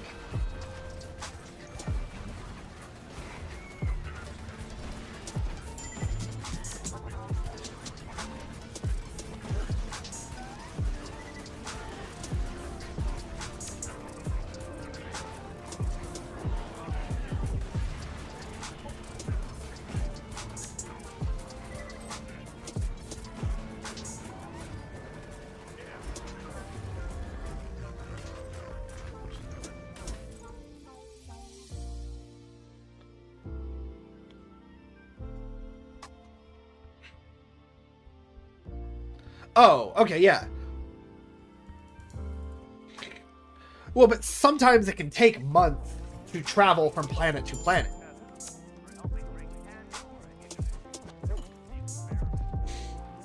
Well, but the Covenant weren't worried about conquering planets. They just showed up with their advanced technology, blew the fleet out of the sky, and glassed it and left to the next planet. The Covenant weren't here to conquer, they were here to eviscerate.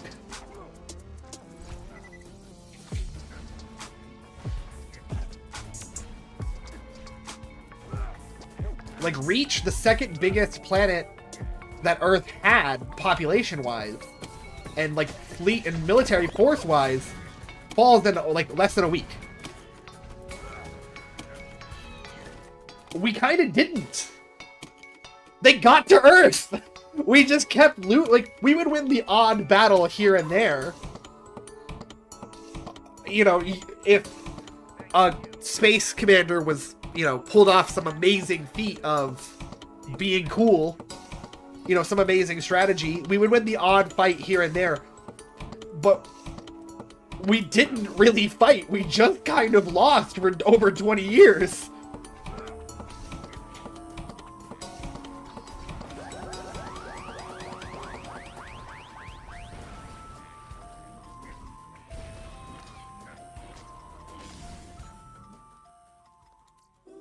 There has not been a second war. Well, the Covenant had its own wars before they met humanity, where like the Ungoi had an uprising and they conquered the brutes, and they had other wars leading up to the war against humanity. The Covenant did. We have not reached a second Covenant war yet. In Halo 4, you fight Jula Dama's new Covenant, where he doesn't have the religious doctrine that the original Covenant did, but he forms his own Covenant. He just calls them the Covenant. And his sole purpose is to wipe humanity out. Because he thinks that humanity can't be the strongest power, they can't be trusted. They'll just eventually come and bulldoze all the other species, because post-war now they're now the most powerful. So he reforms the Covenant much smaller, without the supply chains and stuff. They're galactically significantly smaller, and that's who you fight in Halo 4 and Halo 5, kind of. The very first mission in the game is killing the leader of that, which I think is a mistake and bad and lame. But there's a lot of sub-factions within all of that. About half of the Sangheili and about 80% of the Jiralhanae, which are the two other biggest species, military power-wise, think that humanity shouldn't exist anymore. But they're unorganized post-Covenant, and they're having a hard time doing anything about it. Different people want power, different people blah blah blah. And my favorite 3 books in the Halo book series is about ONI, the Office of Naval Intelligence, the UNSC, the United Earth Government's CIA equivalent. It's about them arming radical Sangheili rebels who want to wipe out humanity, so that the two groups of Sangheili, the half that like humanity and the half that don't, will go to civil war, fight each other, make themselves really weak, and then humanity can conquer them. Or wipe them out, or do whatever they wish. It's about the group of agents who are supplying weapons to the alien rebels to incite a civil war so that they'll be weak. Which I can't imagine what real life military power would do such a thing. Especially not one that pretends to be a democracy despite its military power and economic power, and the fact that its democracy doesn't really matter all that much to the running of the government. I can't imagine where the author got the idea for them to do that.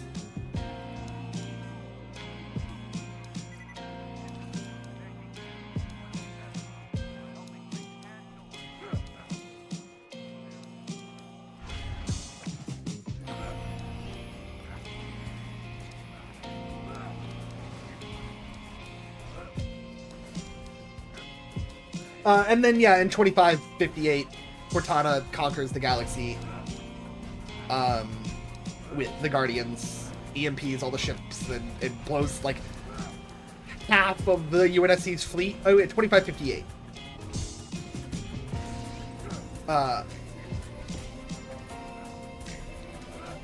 All the games, yes, happen within one human lifetime. It is pretty quick, I agree. Are you looking for anything other than the fact that they Spartan 2s sell and they can't jump into the future too much without reasonably killing off Spartan 2s? Because that's the reason.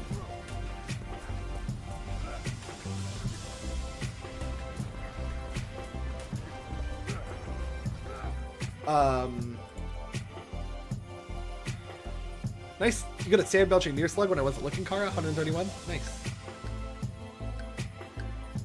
It, because they're cool. I'm not talking like in universe. I'm talking in real life. Spartan 2s are they're cool. So I want more games and books about them, and a lot of other Halo fans agree. They did that. They're called Spartan 4s. And so they just gave the augmentation, thanks to advancements in technology. 4s aren't cooler. 1s don't really exist. They kind of do. So let's talk about the Spartan program for a second. So during the early phases of the human insurrection, there's something called Project Orion, which was the first attempt to make human super soldiers, and it was kind of a failure overall. It was just generally conceived to be a failure, right? Most people left it messed up, like their body parts weren't great, blah blah blah blah blah.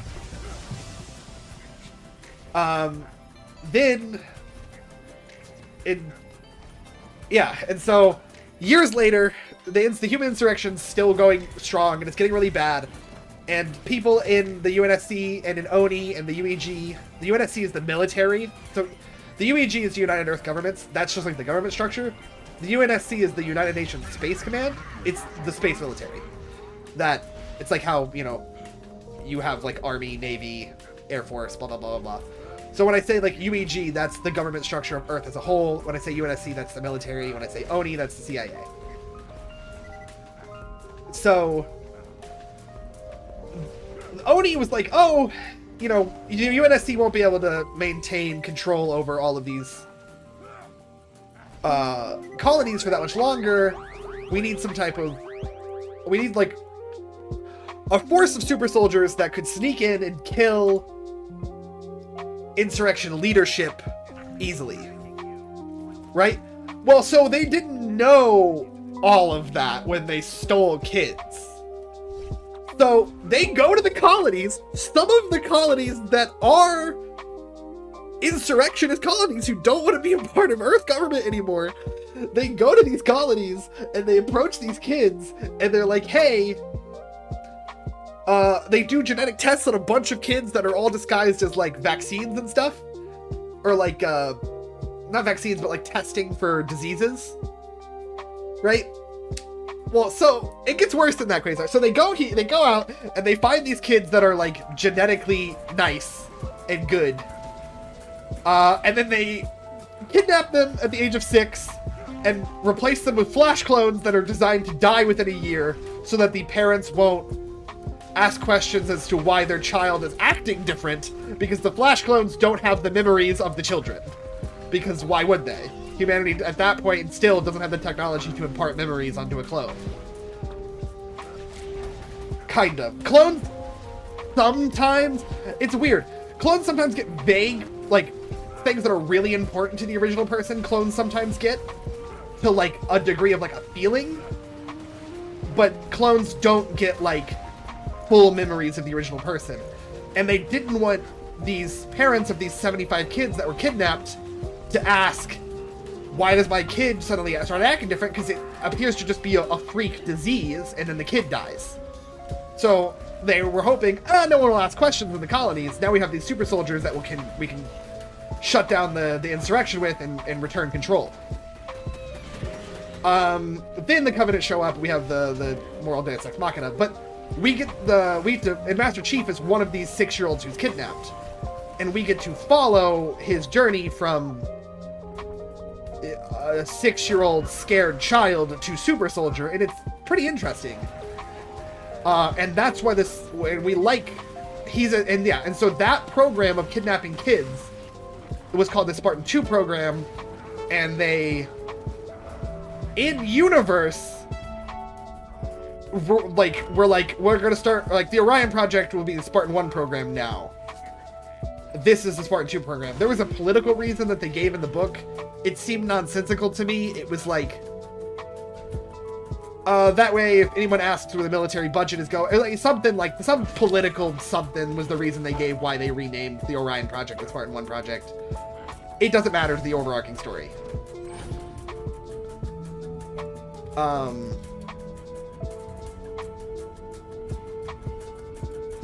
And those kids, those 75 kids, although only like 33 of them made it to the end, or 34, however, like that small number made it to the end.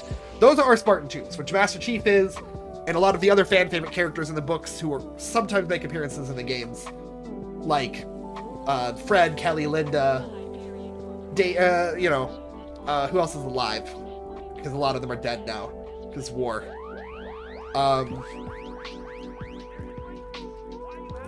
Black Team, I can't think of any of their names right now. Jerome, Douglas, Alice.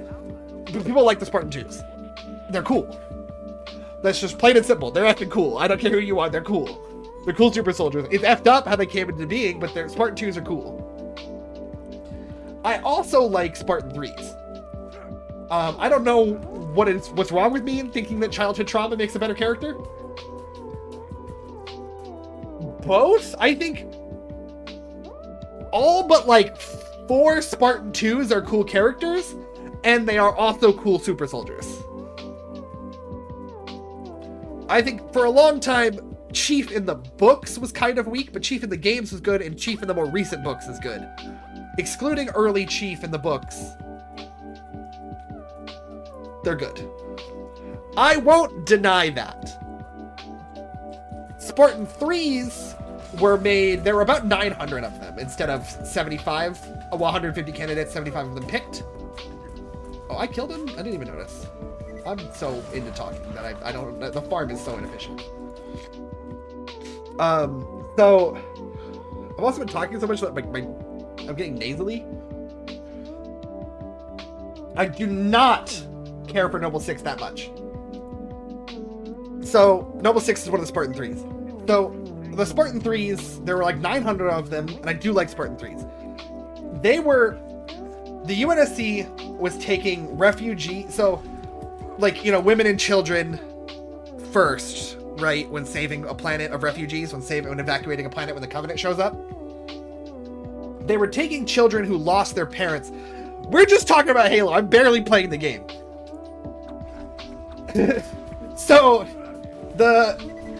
as the war was progressing and things were going poorly, the UNSC started asking children.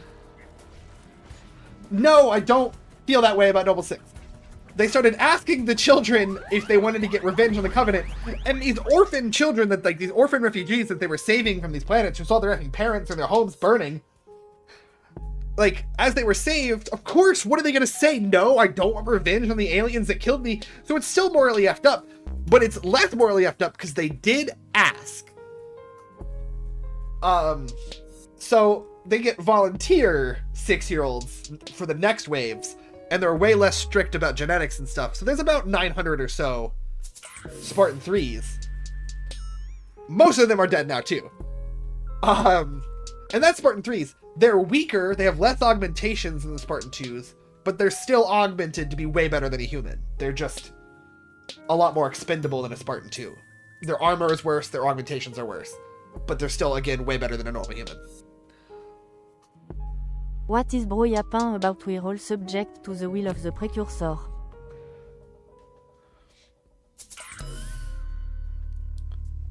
As adult functioning humans? No, well, the Spartan 2s and Spartan 3s have a lot of mental issues because of all the things that they've gone through.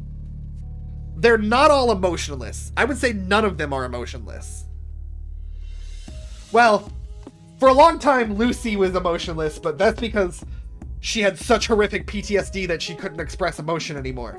She got therapy, and she's way better than I want her to be, if that makes sense.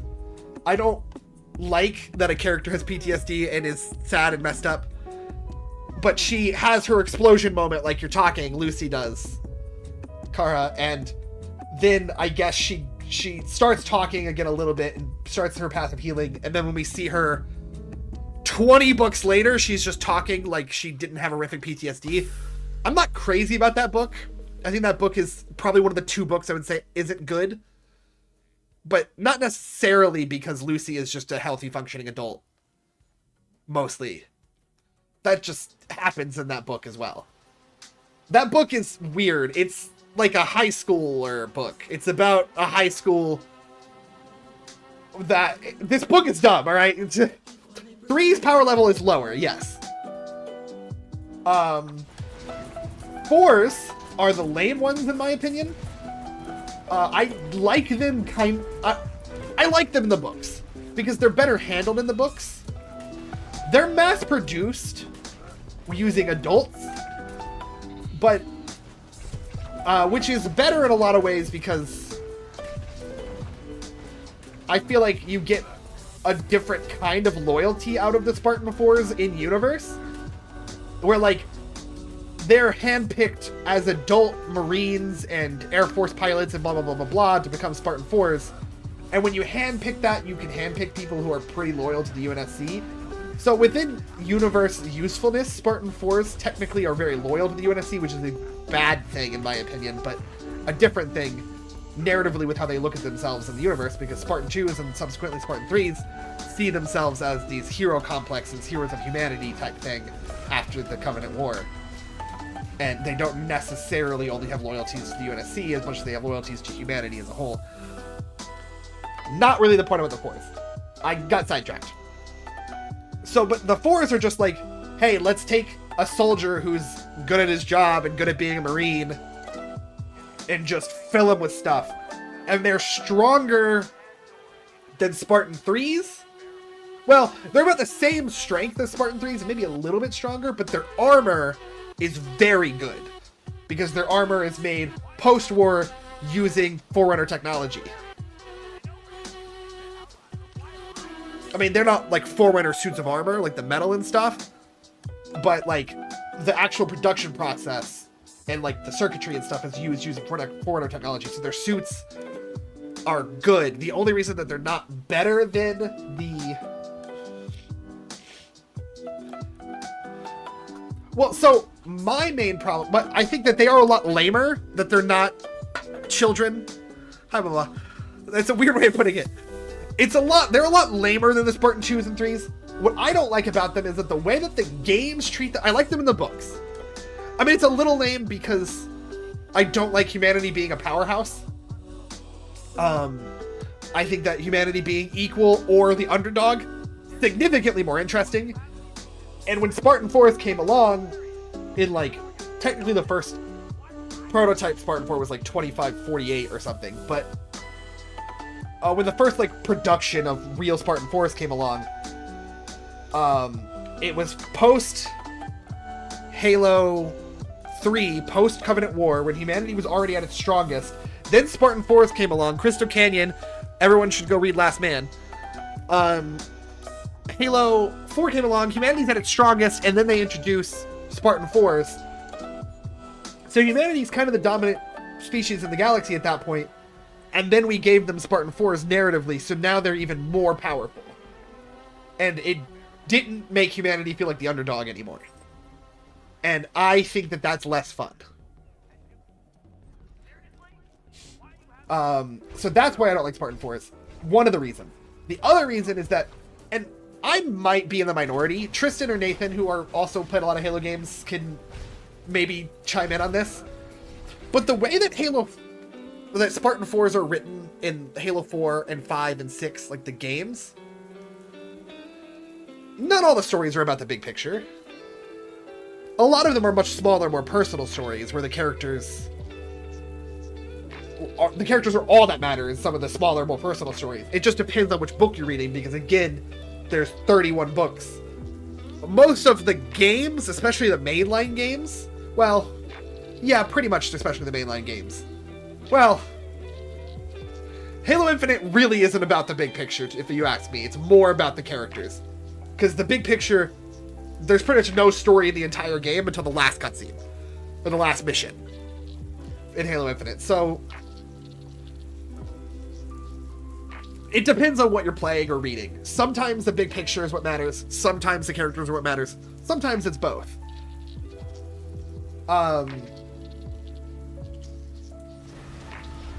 So, another issue I have is that Halo 4, Halo 5, and Halo 6, in the multiplayer, you play as your own, like, custom created Spartan 4 in the multiplayer of 4, 5, and 6. 4, 5, and Infinite. There's no 6.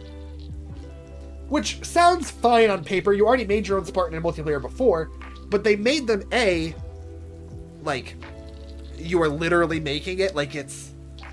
There's a separate campaign in Halo 4 where you play as your custom... It's canon campaign where you play as your custom Spartan 4. And so the multiplayer now revolves around these Spartan 4s, but the voice lines and stuff are all kind of... Cringe is going to be the word I use, but it's not what I mean. They all feel very jockey. Like, they're all like... I feel like they all have the personality of the cool kid, or the perceived cool kid in high school. Like the captain of the football team. I feel like they all have, in the multiplayer specifically, like, the Spartan 4s as you see them in the games. They come across as dude bros. Perfect way of putting it. And just the games, they come across as dude bros. In the books, they don't come across dude bros pretty much at all, and I really like them. Like, it's a little lame that they came along to make humanity even stronger at its height. But now that we're post Cortana and the Created and the Guardians conquering the Earth, or conquering the galaxy, and destroying most of the UNSC fleet, well, a lot of the, not most, but like a large majority of the UNSC, we don't know, anywhere from like 50 to 60 to 70% of the UNSC fleet, and like killing off, blowing up the base where Spartan 4s train and live, and blowing up the ship where they live. Most Spartan 4s are dead now, and we don't know how many are left exactly. They haven't given us like a number or an estimate, but I don't like that Spartan 4s came along and at the height of humanity's power to make humanity even stronger. That's really lame. It goes against what I have liked about Halo up until that point in the franchise, and what I've liked about Halo since then, where humanity is on equal terms with what they're fighting, or an underdog. But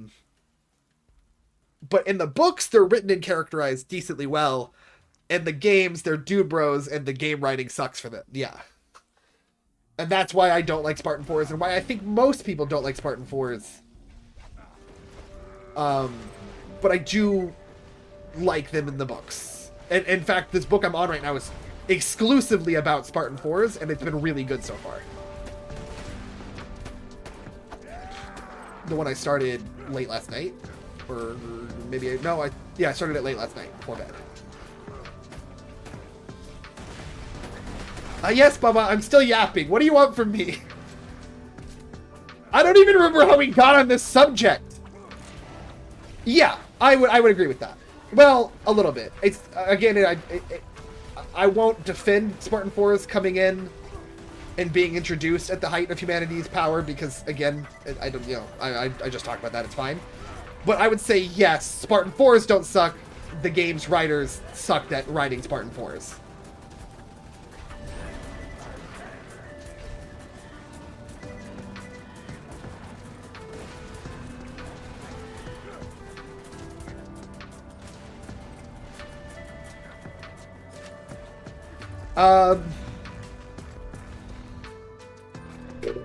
Any more questions? I feel like I've yapped a pretty significant amount.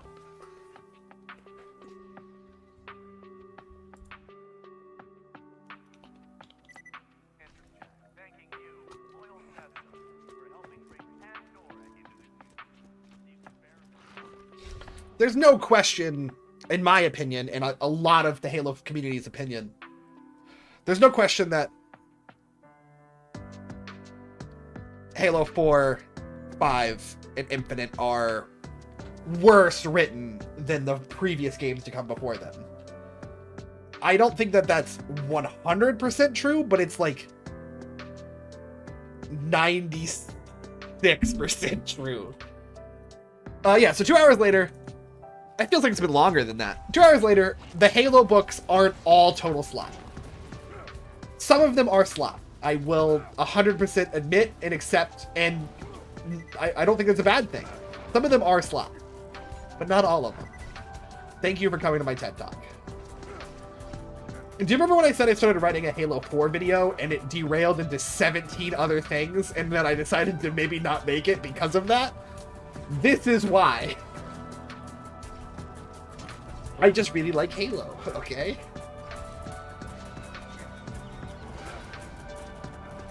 Alright, good night, Quainshard. Thanks for hanging out. Sorry I kept you up.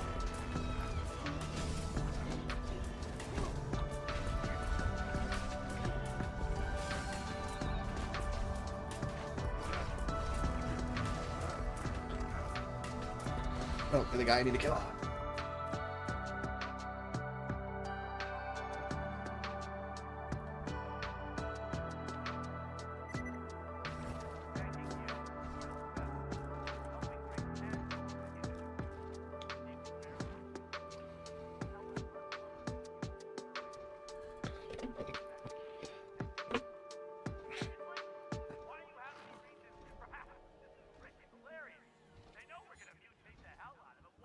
It doesn't factor into the story. They just did real life promotion for the multiplayer. What do you mean?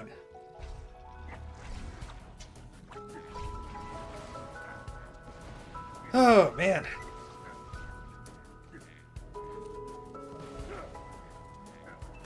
My face hurts from talking so much.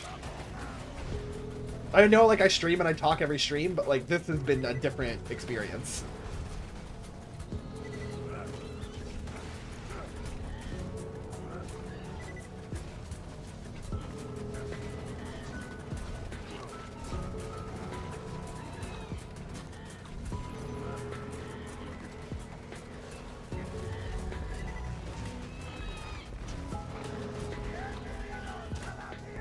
I kind of want to play Halo now.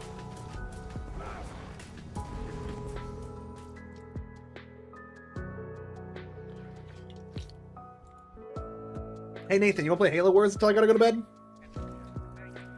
Like an hour or so?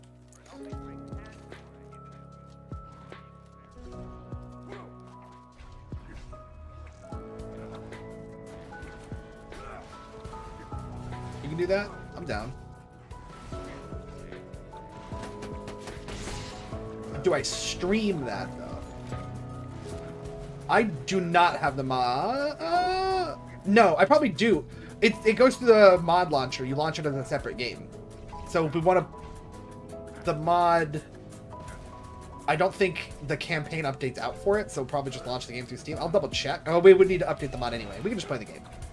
I know that the next update for the mod is like a massive campaign overhaul to make the campaign like really fun, is what her goal is, the lady making it, but I don't know if it's out yet. But we should just play the campaign normal. You just launch the game, because it's through a mod launcher, and it will launch unmodded if you just launch the game on Steam.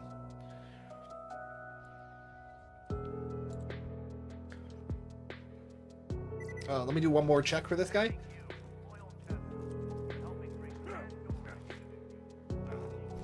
Do I stream? Kara, do you want to watch Halo Wars for an hour or so? Maybe a little bit longer. My classes are a little bit later on Tuesdays and Thursdays, so I can stay up a little bit later.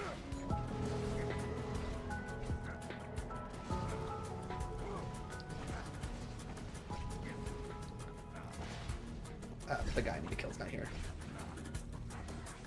Yeah, that's what I was asking.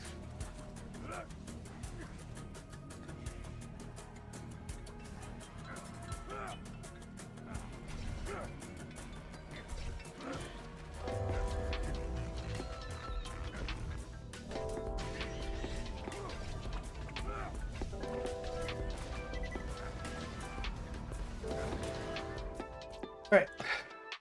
I'm gonna end the stream and bring it back up with Halo Wars.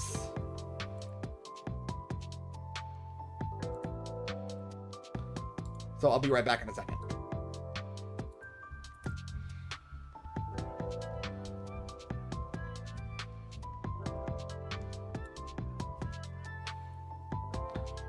I'll leave it open until I'm ready though, to end it and restart it.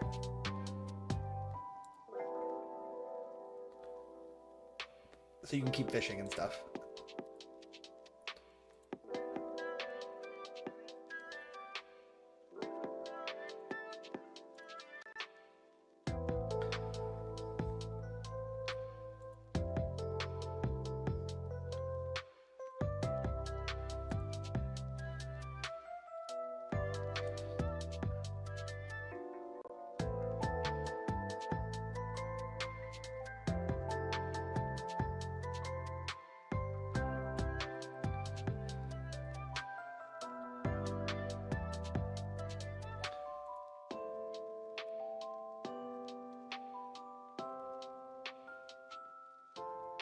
I'm about to hit Sue with the funniest joke in the world. She just doesn't know it. And she's not going to think it's funny either.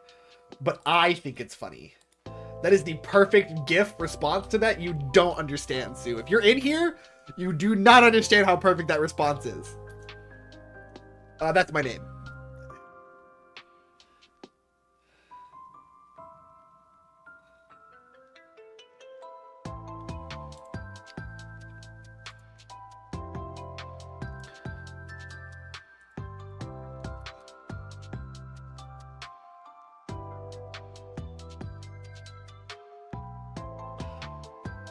No one will ever understand how funny I am.